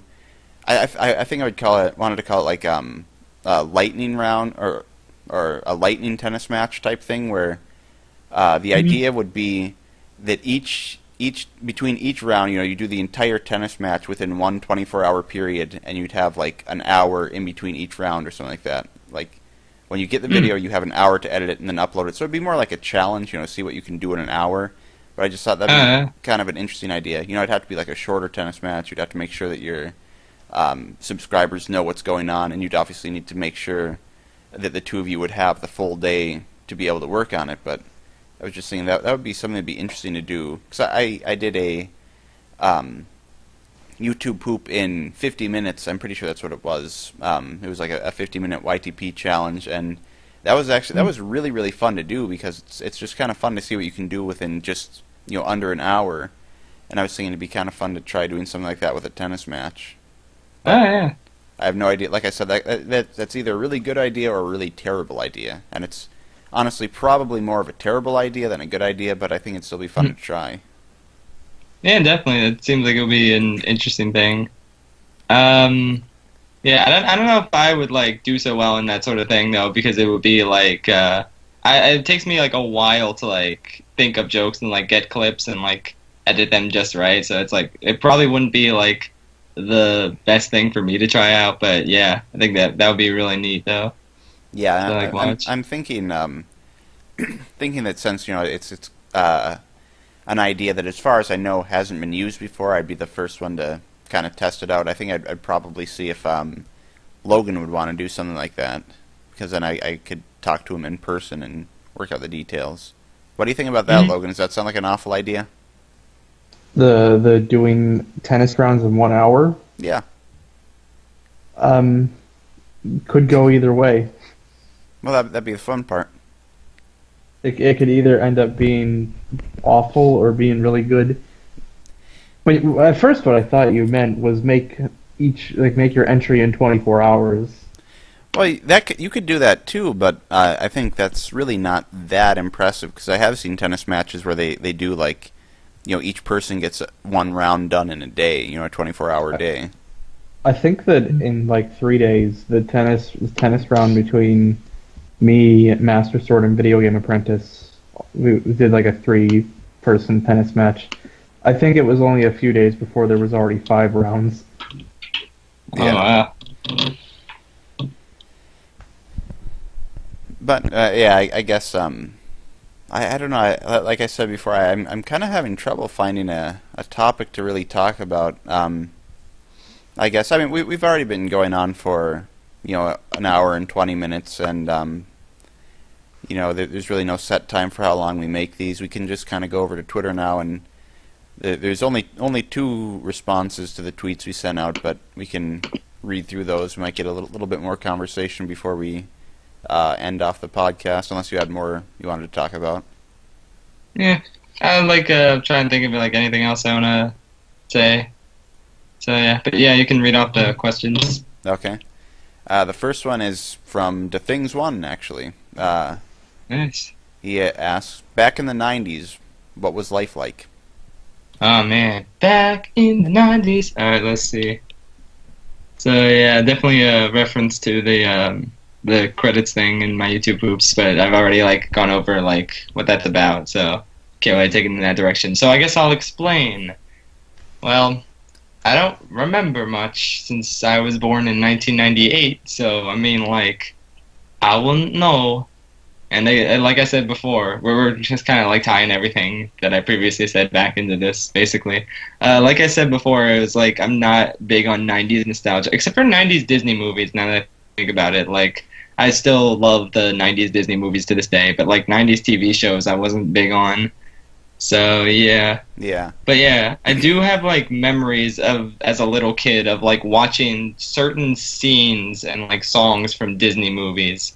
That's I remember watching them on VHS tapes that were compilations of different songs. When I was in middle school, I started really getting into the 90s Disney movies again, having not seen them after a while, and it was I would see the scene from Hercules where he's climbing that tree during Go the Distance and he looks up at the stars, and I'd be wait a minute, I saw that on VHS as a little kid. So I would remember stuff like that, and I would remember the song Out There from Hunchback of Notre Dame. I would remember just Quasimodo going down the water thing. I don't know. Yeah. The thing on Notre Dame where he's sliding down the water thing. That was the sentence. So yeah, I would just remember nostalgic, just little snippets from my memory as a little kid watching them on VHS. And I also had sorry, I'm just going on a tangent now because of 90s, but I would also remember this thing that sort of scarred me was the VHS during the this sing-along VHS for Disney songs at the end of A Whole New World. It was where they say "for you and me" and it kind of fades down to the water. That's always when the VHS would kind of skip, and I just remember the screen getting all messed up at that part, and it would just kind of freak me out. So it's after for the next few years I would just be freaked out whenever that song came on because I was waiting for the VHS skip. But it it wouldn't come because I was watching it at I was watching the full movie at a friend's house or something, and it was it would never VHS skip, but I would always be scared about that. So yeah, that's something, I guess. Yeah. I was I was born on very beginning of January in 1994, and even I hardly remember anything from the 90s. Some of my earliest memories from childhood are people talking about Y2K. So I was just thinking about certain things from my childhood, that I don't know for sure, the late 90s, early 2000s kind of blend together for me, so I don't know for sure what's from the 90s, what's from the 2000s, but I don't even remember why I remembered this, but I just remembered this toy company. I'm pretty sure it was a company that used to exist. That these toys were called Silly Slammers. Have you ever? Does that sound familiar at all to you? Yeah, I don't know. I don't think I've heard of those before. Okay, they were kind of like they seemed totally normal as a kid, but as an adult, I was thinking and realized there really aren't any toys like that anymore. They were like these kind of like almost like stuffed animal type things, like they were made out of cloth, and they were like I had one that was like an egg shaped golfer or something like that, like a person with like golf clothes on and a golf club and whatever. And they were filled with like these kind of like little beads or something like that, and then they had this sort of thing in the middle that when it was hit, it would make it would play a sound or something like that. Like each Silly Slammers would have like 3 different sayings that they'd say. So you'd actually slam them down on the table, on like a table, or hit them at the wall or on the floor or whatever, and then they would make say a phrase or whatever.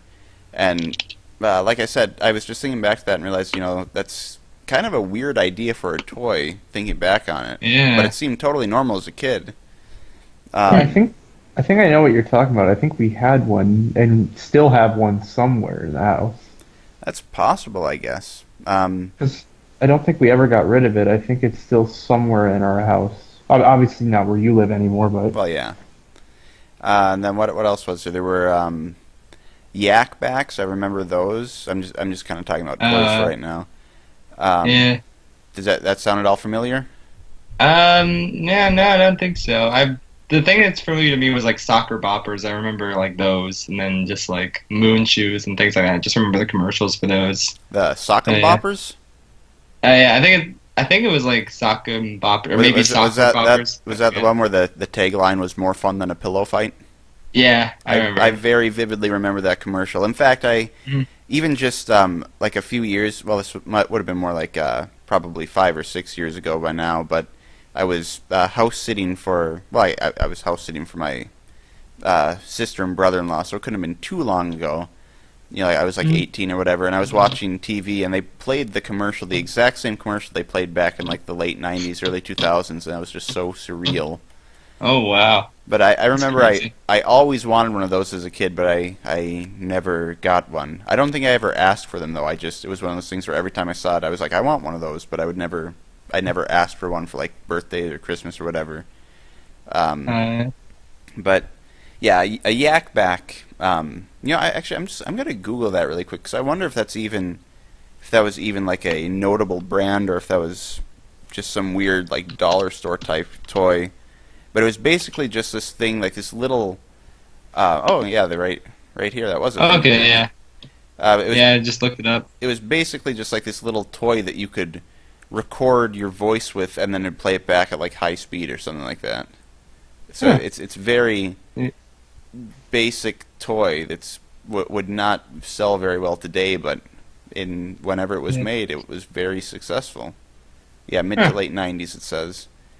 That's very neat. And then I remember, as a kid, it was kind of like right at the end of the whole Tomodachi craze. The little... there were Tomodachi's and then there were Gigapets. I think Gigapets... What? Aren't they Tamagotchis? Isn't that what I said? You said Tomodachi. Oh, I'm thinking about Tomodachi Life then, I guess. Yeah, I was gonna say. But yeah, there were... I always get those mixed up. Yeah, there were Tamagotchis, and then there were Gigapets, which I'm pretty sure... I'm looking it up on Wikipedia right now. They were made by Tiger Electronics. I'm assuming... What? I now know Tiger. I think it was AVGN who reminded me that they existed, so that's just kind of what I thought of. Yeah. All the terrible handheld games they made. They're not terrible. Yeah, they are. You didn't grow up with them, Logan. I grew up with the Sonic the Hedgehog Tiger Electronic thing, and the Lion King one was really freaking cool because it actually had a cutscene. I don't know if I grew up with the ones made by Tiger specifically, but they were like the exact same thing. I don't know if they were made by Tiger, but they were pretty much the same thing. Yeah. Well, they were like the little. Well, and anyway, like there were. I'm just kind of listing off toys that I remember as a kid. There were Silly Slammers, there were Yak Backs, there were Gigapets. I don't think we ever actually had any real Gigapets or Tamagotchis. I think they were like I think we got some from like a dollar store or something like that. I know that this dollar store was like they would just get like discounted products from other stores, whatever. So it wasn't like stuff made specifically to be sold for $1. So I think it must have just been at the end of the Tamagotchi craze. The only other thing I can really think about where I do slightly remember like the very end of Furbies. Like I know they came back a couple of times. Yeah. But, like the original Furbies run from the 90s. I do very slightly remember those. And then because I just remember everybody either loved one and owned one or wanted to own one or were terrified of them because they're so weird. I guess. Yeah, I think I was kind of leaning towards the terrified side. Like I wasn't like completely terrified of them, but I was just kind of unsettled by them as a kid every time I saw one. Yeah, because I can remember one of the things that I remember scaring me the most as a kid was it's not related to Furbies, but this was. I remember my cousin telling me stories about demon-possessed Cabbage Patch dolls, and I was that's like one of the few things that's ever actually made me lose sleep in my life. But I was thinking back to that, and I'm like, why would you make up stories about demon-possessed Cabbage Patch dolls when you could easily make up stories of demon-possessed Furbies, and it would they're all already creepy enough, so you wouldn't need to even make them that creepy. Yeah, make more sense. Oh my goodness! I'm looking on the Wikipedia page for Furby. Everybody listen to this. Go onto the Wikipedia page and look up Furby. They have a picture on here from a Furby toy from McDonald's. They're even creepier than the real Furbies. Oh man, here we go. I gotta look this up. It looks like a weird, like cobbled together bootleg of a Furby. It's really ugly looking. Oh my god. I'm still surprised that they made a comeback. Yeah, especially because, like I said, everybody either loved them or hated them. So it seems a little bit weird that they would. But I guess they sold well enough. Yeah, that definitely looks like a bootleg Furby. That doesn't look official. Yeah. Well, anyway, I think that's really all I can think about for. Oh, actually, there is one more thing I do also remember. These must have been. I'm going to look these up while I'm talking about them. They must have been really short-lived. They're called Pogs. Have you heard of Pogs? Oh yeah, I do remember Pogs. I don't know. I don't think I had any, but I do remember them. I've heard the name, but I honestly have no idea what they are. Like it really it seems like a type of toy that would have been popular in like the 30s or 40s or something like that, not in the 90s when everything was electronic. They're just basically like little, almost like coins, really. I don't think I ever owned any. I think one of my older siblings owned them, and I saw a few of them or whatever. I vaguely remember them. But yeah, I guess that's what the 90s was like for me. Yeah, I think some kids had them on the playground, but I never had any. Yeah. And the same with Pokemon cards. It was like everyone was using Pokemon cards, and I never had any. I was always intrigued by them. Yeah, you know, the funny thing with Pokemon is the fact that, I was homeschooled as a kid, and my parents at that time, for whatever reason, didn't like Pokemon, so I didn't grow up with Pokemon at all. And so I do remember, when Pokemon was really big, you'd always see commercials for it on TV or whatever, but it's not a part of my childhood, really. Yeah, honestly, you can go first. I was gonna say I never played a Pokemon game until Sun and Moon. Oh wow. So yeah, oh sorry. So I was just gonna say, so it took me a long time before I ever got into it, and even then I'm still not really into it because I played Pokemon Moon and I liked it, but I'm still not really into the series. Yeah, I've had a weird relationship with Pokemon. It goes back and forth between being really super into it and not that much into it. It's I didn't really watch the show as a kid, but at the same time I was just kind of intrigued by it. I don't know why I never watch the show. I don't know. Yeah. It's I was interested in Pokemon, but not really the show, just kind of the trading cards and the games, which even then, I didn't really grow up with like video games either. It was like not until I was 10 where my parents got me a Wii because it was like they figured you wouldn't just be sitting down and like doing staring at a screen. You'd be like actually doing motion stuff. So that's why they got the Wii, and from there I just kind of convinced them to get like the Wii U a few years later, and then like I got a 3DS and then the Switch obviously by the time I was like an adult. So it's like that's how I really got into like just Nintendo games in general. And Pokemon was like an interesting one. I started with Pokemon White, and it was like I got so hooked into that game. Like I had thought it had like a really good story, and like really just I liked that it was like all original Pokemon because I knew all about like the gens 1 through 4 Pokemon, even though I never played the games because just my friends would have trading cards all the time. Actually, I do have a memory of like being on the playground and like sorting out my friend's Pokemon cards and finding all the unknowns because he had like 50 unknown cards, which is like unknown is like the little the small black one that has like alpha. It's basically every letter of the alphabet is like a different like form of unknown. So it was like he had like all the different unknown cards, and it was like ridiculous. But anyway, though. So I played Pokemon White. I sunk like 300 hours into that game as like a, I guess, kid, maybe like young teen. I don't know, like 13, I guess. I think I was. I don't even remember. But I kind of just kept buying every single Pokemon game. Eventually, I got burned out on the series, and like so did a lot of my friends who I like played the games with. But then Pokemon Go came out, and it was just like all of a sudden we were all super into Pokemon again, and I got Sun and Moon after that, or well, just Sun. And then now I'm back at the point where I'm just kind of burned out on Pokemon, and I'm just kind of lost interest in it. So it's like, it's always been weird. Like, I can't really decide if I love it or if I like just kind of don't care for it. It's like, I really don't know. It's just a weird one for me. Yeah. Yeah, what? Never mind. Never mind. I've kind of while you were talking, kind of doing some Google searching and looking at more. I'm remembering a lot of nostalgic stuff that I used to do or watch or whatever. Like for whatever reason, I was reminded of this. I was thinking about TV shows that I watched. You ever watched Recess? Disney TV show?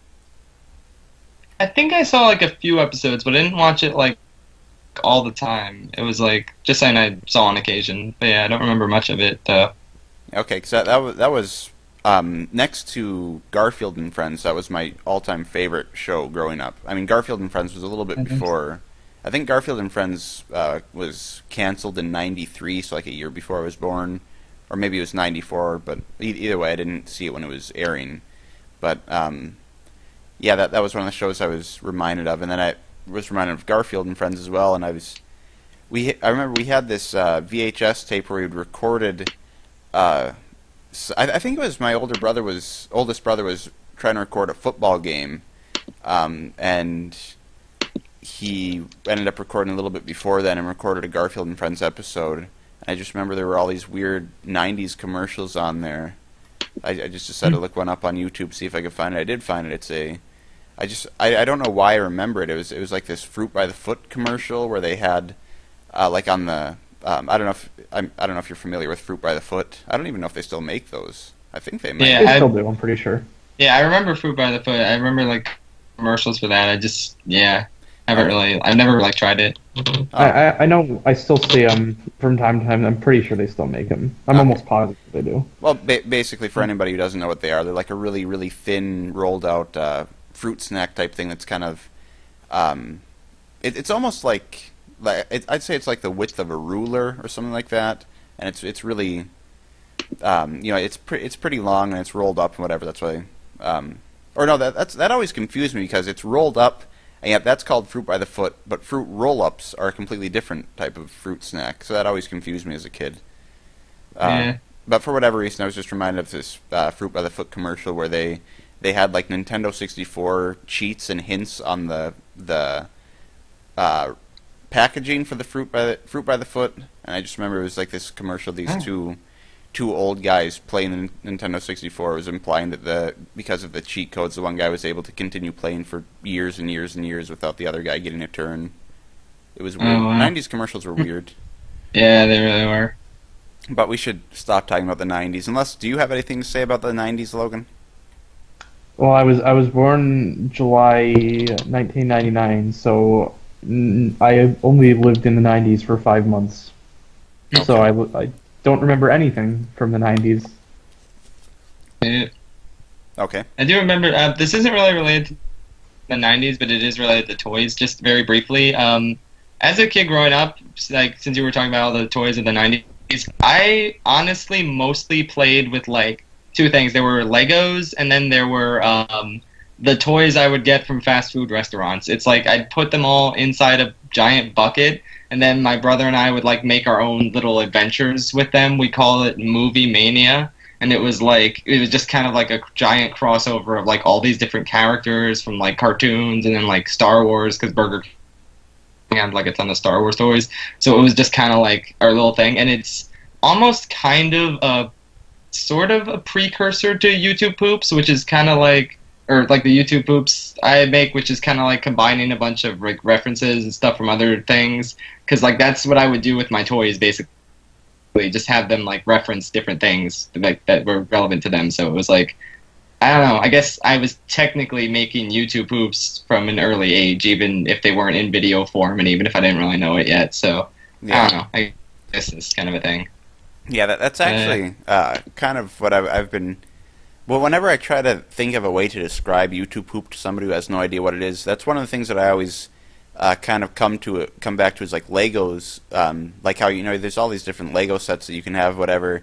And the way I always think of describing YouTube Poop is it's basically like if you take all these different Lego sets that have been made, like a Star Wars one, whatever. They have Lego sets for basically everything, and you just kind of take them apart and piece them back together into one completely different thing that's kind of a combination of all these other things. Mm-hmm. Yeah, that's what I always did. Oh, wait. I never thought of it that way. Yeah.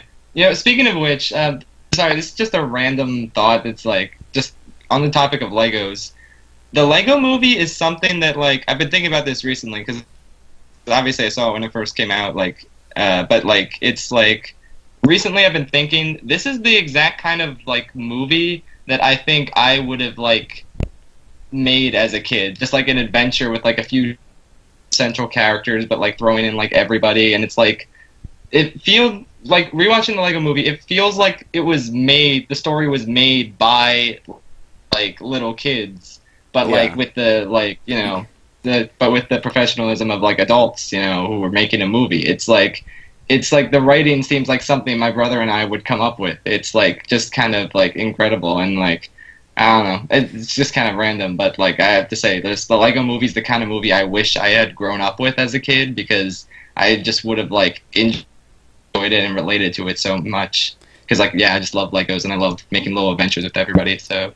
Yeah. I think that's why the movie was so good, is because it didn't feel like it was just trying to capitalize on whatever was popular. It felt like it was actually trying to make a movie that people who like Legos would like. Mm-hmm. And I should also specify now for any grammar Nazis that we've been saying Legos when it's technically just Lego is the plural for Lego. But it just sounds better to say Legos. Yeah. I don't think it's necessarily that it sounds better, it's just that that's how we've said it all our lives. And that's why it sounds better. That's true, yeah. Okay, so the other question, like I said, we only got 2 questions. The only other question we got was from Kier Epton, who asked, what is your least favorite food? Yeah, I don't know. I saw that question earlier, and I was like, I've been trying to think about it. Well, briefly, my favorite foods are shrimp and, like, ring bologna. It's like, I don't know why I love ring bologna so much. It's just, like, anytime I see it on, like, a party platter, I'll always eat it. And, like, shrimp, I just like in any form, whether it's, like, in Chinese food or, like, fried shrimp. Just, I love those two. And pickles, honestly. I don't know why I'm a fan of pickles, but, like, not the sweet kind. I just like sour pickles. Anyway, though, that's literally the opposite of the question. Sorry, I got sidetracked. But yeah, least favorite food though, probably ground beef. I'd say. I grew up hating like ground beef every time my mom made it. It's just like a mushed up hamburger, and it always seemed disgusting to me, and it was like I hated eating it, and it was just, I don't know. I don't understand the appeal basically of ground beef. I think that's probably my least favorite. But yeah. Yeah, I've thought about this before, and I realized thinking about it, there's really not any food that I don't like. I think that's why I'm so fat. Is just I like it all. I want to eat everything. I mean, there are things that I don't like. Like the more I think about it, I'm sure if I were to come up with a list of every single type of food that I didn't like, it'd probably be a lot more than I think it is. But like what you said before about pickles, I love dill pickles. I can't stand sweet pickles. I have no idea why people make them. Yeah. Like I know for some reason, they're just terrible. For some reason, it's very difficult to find like dill pickle relish. It seems like every time somebody has relish, well, like if you're having burgers or whatever, it's always like sweet relish, and I don't understand why people like that. But I guess kind of on the topic, this is a similar thing to relish. The only type of food I can think of that I really can't bring myself to eat are broths. Like I really like hot dogs. But I guess even then, I really only like cheap hot dogs. I don't know why, but for some reason, like the all beef hot dogs, they just taste too much like broths to me, and I can't eat those. I've tried many times in the past. It always just makes me feel sick for some reason. I can't stand the taste. Yeah, I'm not a huge fan of brats either. Like I can eat them, but like compared to regular hot dogs, it's just they don't really appeal to me. But yeah. I don't really know what it is either. I'm not a fan. And I know it's a lot of what people like about brats is stuff I don't like. You know, like how, or like more high-end hot dogs, like how a lot of people, when they're talking about like expensive hot dogs or whatever, they say, you know, there's it has a tight skin on it. When you bite it, it kind of like pops or whatever. Like that's something I don't like that. I don't know what it is, but I like a mushy hot dog, which sounds disgusting, I guess, when you say it out loud, but that's just what I like. Or also, when it comes to hot dogs, when you cook them inside, like they're really good on the grill, obviously, or over a campfire, but I really don't like hot dogs that are boiled. And I know there are a lot of people who like to boil hot dogs and chop them up and put them in mac and cheese, and I don't understand that. I think that tastes disgusting. Yeah, same. Whoa. Did you drop your computer? No, I had phone. Oh. What's your least favorite food, Logan? Logan used to hate bacon. Yeah, that's weird. And now I love bacon. The thing is, it's like I know that there's foods that I don't like, but I don't know what my least favorite food would be. Yeah. I don't like. I've never liked carrots, for one. Well, the thing about carrots is that they really don't have a ton of flavor. They're mostly just like if you're going to boil them, you add salt, and that gives a good flavor. If you're going to eat them raw, you eat them with like ranch or whatever, and that gives them flavor. But just on their own, they don't really have much flavor. Yeah. And I mean, rice. You kind of have to put it in something. Like mix it in with the right thing, but for the most part, I don't really like rice. That's the thing with me though is I can literally eat just white rice, like just a plate of white rice with a little bit of soy sauce or teriyaki sauce, or whatever, is really really good. I think. But even then, it's like there was for a while there, I did like eating rice mixed in with things, but now it's like if I have a choice of eating something with or without rice, I'm almost always going to eat it without rice. Yeah. I think for me it like depends on the kind of rice. Like I'm not a huge fan of brown rice or like jasmine rice. It's like it's probably the least it's definitely the least healthy out of all of them, but fried rice is like my favorite. It's like whenever I order Chinese food, it's always shrimp fried rice, and I love it so much. I already said shrimp's one of my favorites, so it's like it really just depends on the rice. It's like sometimes when people make rice, it's like so delicious and I can't stop eating it. But then like when other people make rice, it's like I think it's like the mushy kind of rice that I really don't like that much. Yeah. Like when it kind of sticks together. It's like that doesn't really appeal to me. Yeah, it just depends on who's making it, I guess. And I don't like hot dogs or brats. I don't know. You used to like hot dogs, I remember. Actually, I think you used to like them, and then you didn't like them, and then you liked them again, and now you don't Yeah, like them. that's the weird thing about hot dogs is it's always off and on. Yeah. I don't know. Maybe one day I'll try hot dogs again and realize I like them again, and then a few years later I won't like them. I don't know why. Hot dogs are the only food where it's like that. Yeah, it's like me with Pokemon, I guess. It's just like off and on, just a few years down the line. Maybe I'll get really into it again. But And to this day, I have no idea what happened. I used to love pickles. Now I don't like pickles anymore. Yeah. I don't know what happened there. I must have just eaten too many pickles once. Must be. Yeah. You know, a food that I remember I used to love that I can't stand to eat anymore is tomato soup. Wait, really? Yeah, you don't like it anymore? We used to have it like back when we were living in the trailer park. When we first moved to this area, we didn't have a whole lot of money. We would always have tomato soup on hand, and I remember I would always, I used to love tomato soup. I used to, have tomato soup with saltine crackers, and I loved tomato soup. And now, I can't eat it. I don't. For some reason, I think it's just because it's just broth essentially, like a thick broth. It's not appealing to me. I still really like tomatoes. I like ketchup. Anything that comes from tomatoes, I like, just not tomato soup.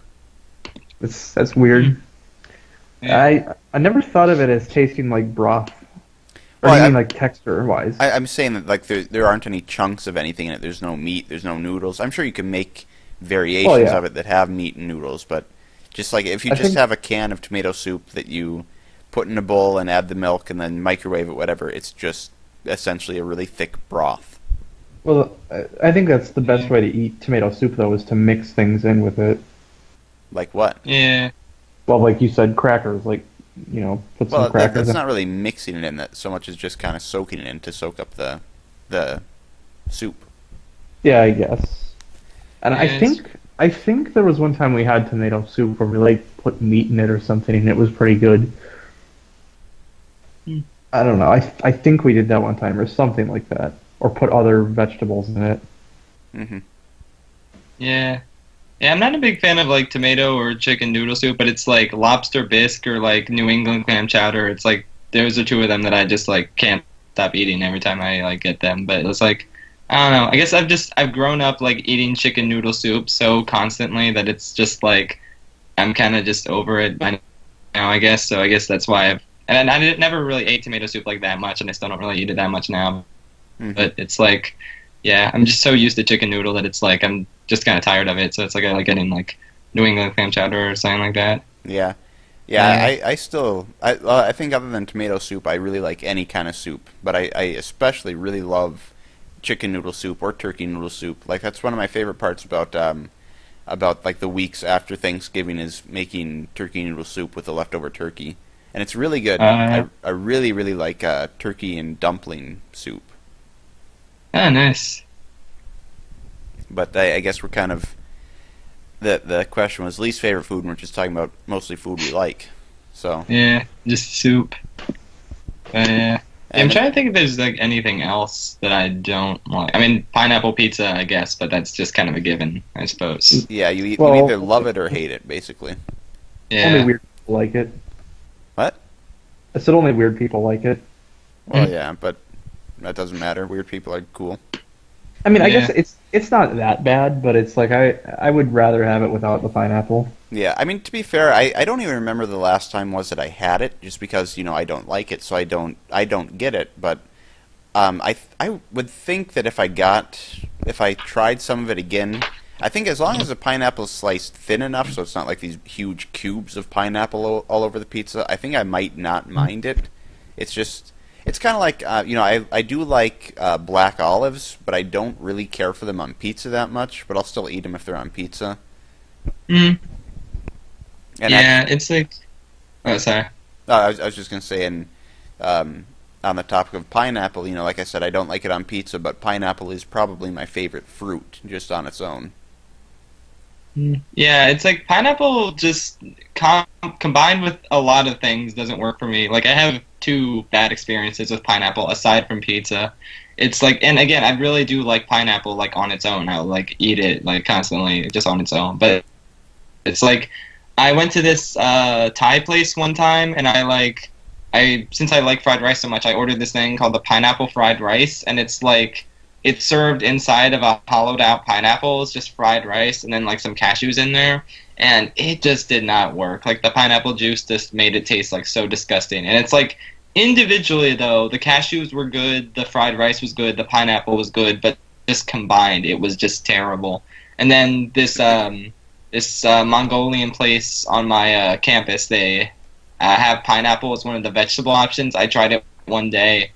Again, I don't know why I did that because this was after my experience with the pineapple fried rice, and I figured, maybe if it's not like inside of a hollowed out pineapple, it'll taste better. And no, it was I made the same mistake twice basically. I don't know how I managed that, but yeah. It's like pineapple just kind of ruins a lot of really good foods, but at the same time, it's like so delicious on its own. So it's like kind of a weird one for me. Yeah, I think that the problem with it is so many people try to force pineapple onto like savory stuff. You know, like you'll see like pineapple with on burgers or on stuff like that, and it's just it shouldn't you shouldn't do that kind of stuff. Pineapple should be eaten on its own. You know, I don't really understand the whole sweet and savory or type of thing. I mean, I guess, or just mixing in like fruit and stuff in with stuff that's not sweet. Like what about sweet and salty? Well, that's different. Well, to a certain extent, I know some people like to eat salt on their watermelon, and I don't get that. I've tried it before. I just think it tastes gross. But like if you're talking like candy, like chocolate covered pretzels or something like that, that's good. Oh yeah, I really like chocolate covered pretzels. That was good. Have you ever had chocolate covered potato chips before? I don't think I have. I've like seen those in like stores before, but I've never like tried them. I don't know. It just seems like too adventurous of a food for me to try. I kind of thought the same thing more or less. I mean, I don't think I've ever thought that something's too adventurous because I always like to try new weird things. But I did always think that it seems a little bit weird. But then at the same time, I thought about it and I realized, how is that really any weirder than chocolate covered pretzels? And so I tried it. And it's really, really good. I mean, if you're going to get it, nice. I know that I've seen like milk chocolate covered potato chips and then dark chocolate covered potato chips. If you're going to try it, don't go with the dark chocolate because you really need the sweet, creamy milk chocolate in order to make it work. The dark chocolate's okay, but it's nowhere near as good as the milk chocolate. Yeah, that makes sense. But back to what I was saying about mixing fruit in with stuff that isn't sweet tasting. I think the only thing I can think of that I think kind of works with that a little bit is like mango salsa. I think tastes okay, but I know some salsas they mix pineapple chunks in with it, and again it doesn't work for me. Like you were saying about how mixing pineapple about how it tastes really good on its own, but there's some things you just don't need to mix it in with. Yeah. Yeah, I guess mango salsa would work pretty well. I don't know if I have that. It's mostly like just regular salsa that I always have. Mm-hmm. But yeah, I hear mango salsa is good. A lot of people tell me that. Yeah, and actually, I guess now that I think about it, I don't even know for sure if I've ever actually had it before. I think I've had. They had the Lay's potato chips. They do like every year. People submit flavors that they might make into chips. To have people vote on for what their favorite flavor is. One year they had like a mango salsa flavored one, and I think that's what I'm thinking. That was really good. So I guess I'm sure it's different if you actually had a mango salsa. Maybe I wouldn't even like it, but the chips were good. The flavor, you could taste the mango, and you could taste the kind of salsa flavor in with it too. Oh, nice. Yeah. I guess I think we've gotten the most conversation out of these two questions that we had on Twitter, I think. And in that time, we did get another question. I guess we'll go to that one. This is from Gemigod asks, "Have you ever seen any of my YTPs?" I don't think so. I don't think so either. I've definitely heard the name before, but I don't know if it's just like I've seen them on Twitter or if I've seen them in my comments section or something. But I've seen this person on Twitter in my notifications quite a few times, but never watched any of their videos. Yeah, I didn't even know you made YouTube Poops. So Yeah, I see them in the comment section too. On my YouTube videos, but yeah, that's about it. Yeah, I'm looking at their channel right now. They have they have a ton of stuff that isn't YouTube poop related. I think that's one of the biggest things that kind of pushes me away from a new channel is when I see, like when I'm trying to find a new YouTube poop channel. If I click on a channel that their description says they make YouTube poops, and then you have to dig to find a YouTube poop. I think that's not very appealing to me. Yeah. I mean, I don't know. Yeah, maybe they make really, really good YouTube poops, but I just don't know. maybe the videos are YouTube Poops and they just don't have YouTube Poop in the title. And no, Because I've seen people do that. And unless this is a different channel, I see some YouTube poops in here, but it looks like a lot of it's just short videos of like toys and stuffed animals and stuff, and like there's dozens of them. Yeah. Yeah, I'm just scrolling down. I think it's like 5 rows before I find a YouTube poop. Yeah.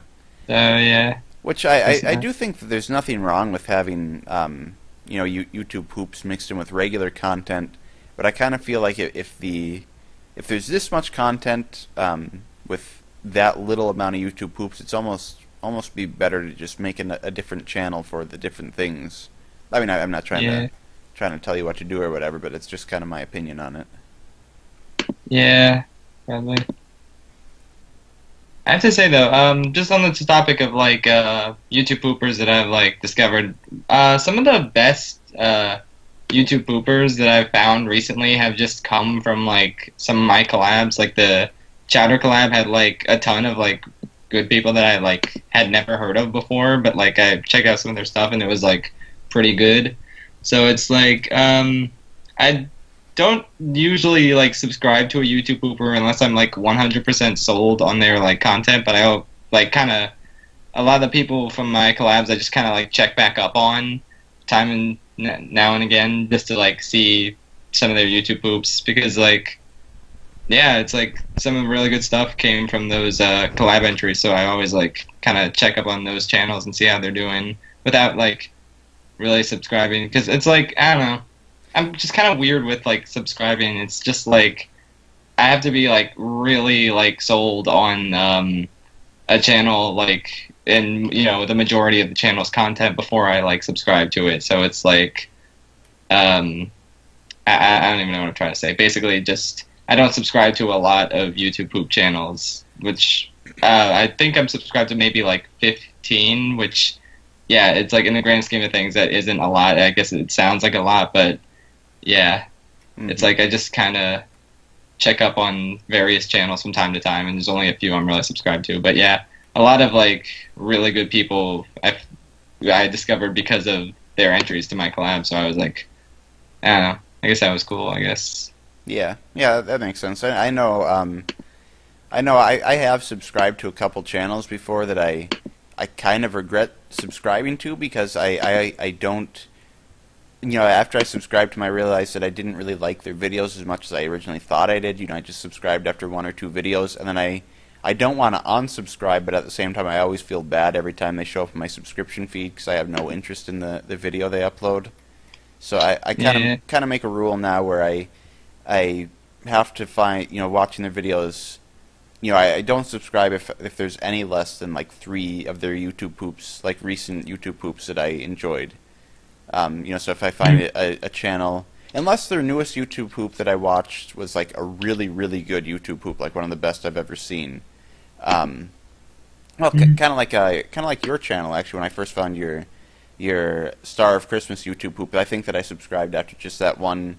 Even though I know you entered the YouTube pooper collab, but I think I kind of forgot about that for a while, because if I'm not mistaken, wasn't that like kind of one of your earlier video, YouTube? Yeah, that was like my third or fourth one. I made it around the same time as the NP Carlson one, and it's like, yeah, it wasn't really that. I mean, I thought it was like kind of bad nowadays, honestly.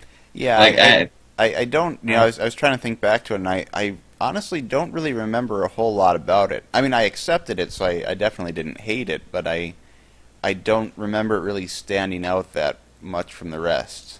Yeah, I thought it was like some of my generally not just with that one, but like a lot of my like really early stuff. It's like I think some of the jokes are okay, but they're so poorly edited that they just don't really like work that well. So it's like I think that was kind of my thing. It's like the editing was not just slow, but just really bad. Because again, this is like iMovie, and I was just sort of getting used to it and not really like working with a lot of its like, you know, more nuanced things that you can do with it. So it's like, yeah, I just think the editing was like really bad in like some of my earlier ones, and some of the jokes are okay, but it's just yeah, editing. I don't think there is a single YouTube pooper who can say that their earliest YouTube poops still hold up. I think everybody ends up basically hating their earlier content, or not necessarily hating, but you know, definitely not wanting that to be the first videos that people see when they find their channel. Yeah. I think a lot of people unlist their older videos because of that, but I think that the best thing to do in that situation, if you don't want those to be people's first videos, you can either I think one thing I've seen people do is they just go back and they just like put old YTP in the title, and I think that's a better way of doing it than just getting rid of the videos entirely. Mm-hmm. But at the same time, though, you know, for me, I think I think with people who do that, I get the feeling that a lot of that is from people who started out when they were like kids doing YouTube poops, so they had no clue what they were doing, and I think, you know, even though you know, like I just said, a lot of people end up disliking their earliest YouTube poops. There aren't many YouTube poops that I made that I would say that I really don't like. Like I think my first like 5 to 6 are not very good. But even then, I don't personally like the idea of like myself putting old or bad in the title, just because I kind of would rather have people decide for themselves if they think it's bad. Because I think I think I maybe mentioned this before on a different podcast, but I think if you tell people, if the title says that it's going to be bad, people are going to go in, you know, expecting it to be bad, and they're going to, you know, just kind of see it as being bad because that's what they're expecting, as opposed to if you just let people decide for themselves, they might actually like it. I mean, I've had some videos where I'm just like completely confident that they're bad, and so I change the name to bad and be the first word in the title. It's just, I don't know. There's some videos where I've done it. You know, I guess I can see. I've seen some people do this before, where they do that for like when it's one of their earliest YouTube poops that ends up being their most viewed. Like they have a video that just ends up getting hundreds of thousands of views, or like 1 million views, or whatever. Yeah. And I can completely understand why you'd want to put it in there. I mean, that was the main reason I changed the title of Spingeville's Crappy Christmas, because it ended up becoming my most viewed video, and I really don't like that video, and so I'm like, I'm just gonna put bad YTP in the title, and hopefully people will it still gets views though, and I still get positive comments even though the video isn't good. And I changed the name to bad, so it's like, I guess people will know when they watch that's not what my videos are like now. Yeah. I guess with me, it's like I just kind of like leave them as they are, because in general, none of my old YouTube poops really have gotten that many views. So it's like I just kind of like leave them on the channel, and like people can see in my playlist that they're the first YouTube poops, so they can probably like expect them not to be as good. So it's like, just because none of them have really gotten super popular, I just kind of leave them as they are. So yeah. It's like, yeah. Yeah, well, I guess, you know, we've been going on now for about 2 hours now. I guess we should wrap things up then. Last thing that we have people do when we have them on here is that we always ask for for people who have never heard of you, never seen any of your content before, what are the 3 YouTube poops that you would recommend that they start out with? Like the 3 that best represent your style and the ones that you think are the best. And I will link to those in the description of the video so people can click through and watch those if they're interested in your channel. Oh man, okay, let's take a look. I have a playlist of my 10 favorites. I think I got that idea from you actually, because I saw you had a playlist of your 10 favorites, so I figured that would be a good thing for my channel as well. So I'm gonna pull up that playlist, take a look at these. Okay. Well, you know, if you wanted me to, I could even just link to the playlist there, so you wouldn't have to pick 3, and then it'd just be a whole playlist of 10 different YouTube poops they can watch through. Or if you wanted to just pick like the top 3 best, then you could do that if you want. Yeah, I think I'll just pick the top 3 best.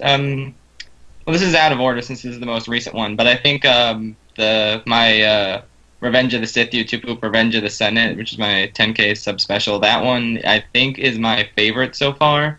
So I guess that one would be one of them. You can just put the link to that one as like the last one, even though I said it first. Okay. But it's like, yeah, because it's like you can watch the other 2 first. I'd say, let me see.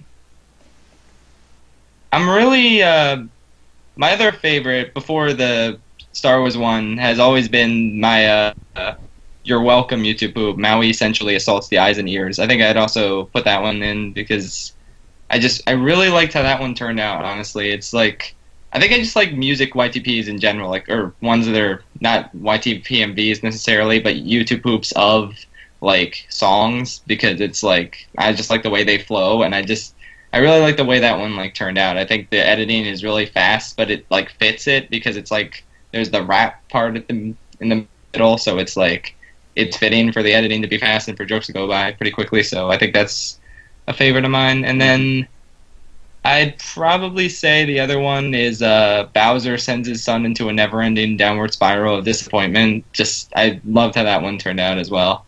So I think those would probably be my 3 picks. Okay. And then, yeah, and if you want, you can also link the playlist of all 10 of them. So people can decide if they just want to check out those 3 or the all 10. Because the first 2 are really short, like the Maui one and the Bowser Jr. one. But like Revenge of the Senate is like 12 minutes long. But at the same time, I just feel like that one's probably my best one so far. So yeah. Okay. So yeah. Yeah, and about the Maui one, I didn't watch that until just like a month or 2 ago. When I was first starting on my YouTube poop with that song, and I remember when I first saw it, I realized that if I would have seen that before the end of 2016, that one would have been my favorite of your videos that I would have put on the list. I think it would have probably made it a little bit higher on the list of my top 30 favorite YouTube poops from 2016. So I thought that was really well done. Thanks. Yeah. Yeah, I guess that's really it then. I'll link to those in the description. I'll link to Schaffrillas Productions channel and his Twitter. I never know how to end these, and now I can hear a train coming by, so that's probably going to pick up on the audio too, so I guess we should end it here then. Yep. Yeah, we'll have a new episode for you in 2 weeks then. You can say goodbye, Logan. Goodbye, Logan. That's hilarious if you're in the 90s. I'm 20. Back in the 90s. Back in the 90s, jokes like that were funny. Actually, were jokes like that back in the 90s, were they even funny back then? I just think people tolerated it. Yeah.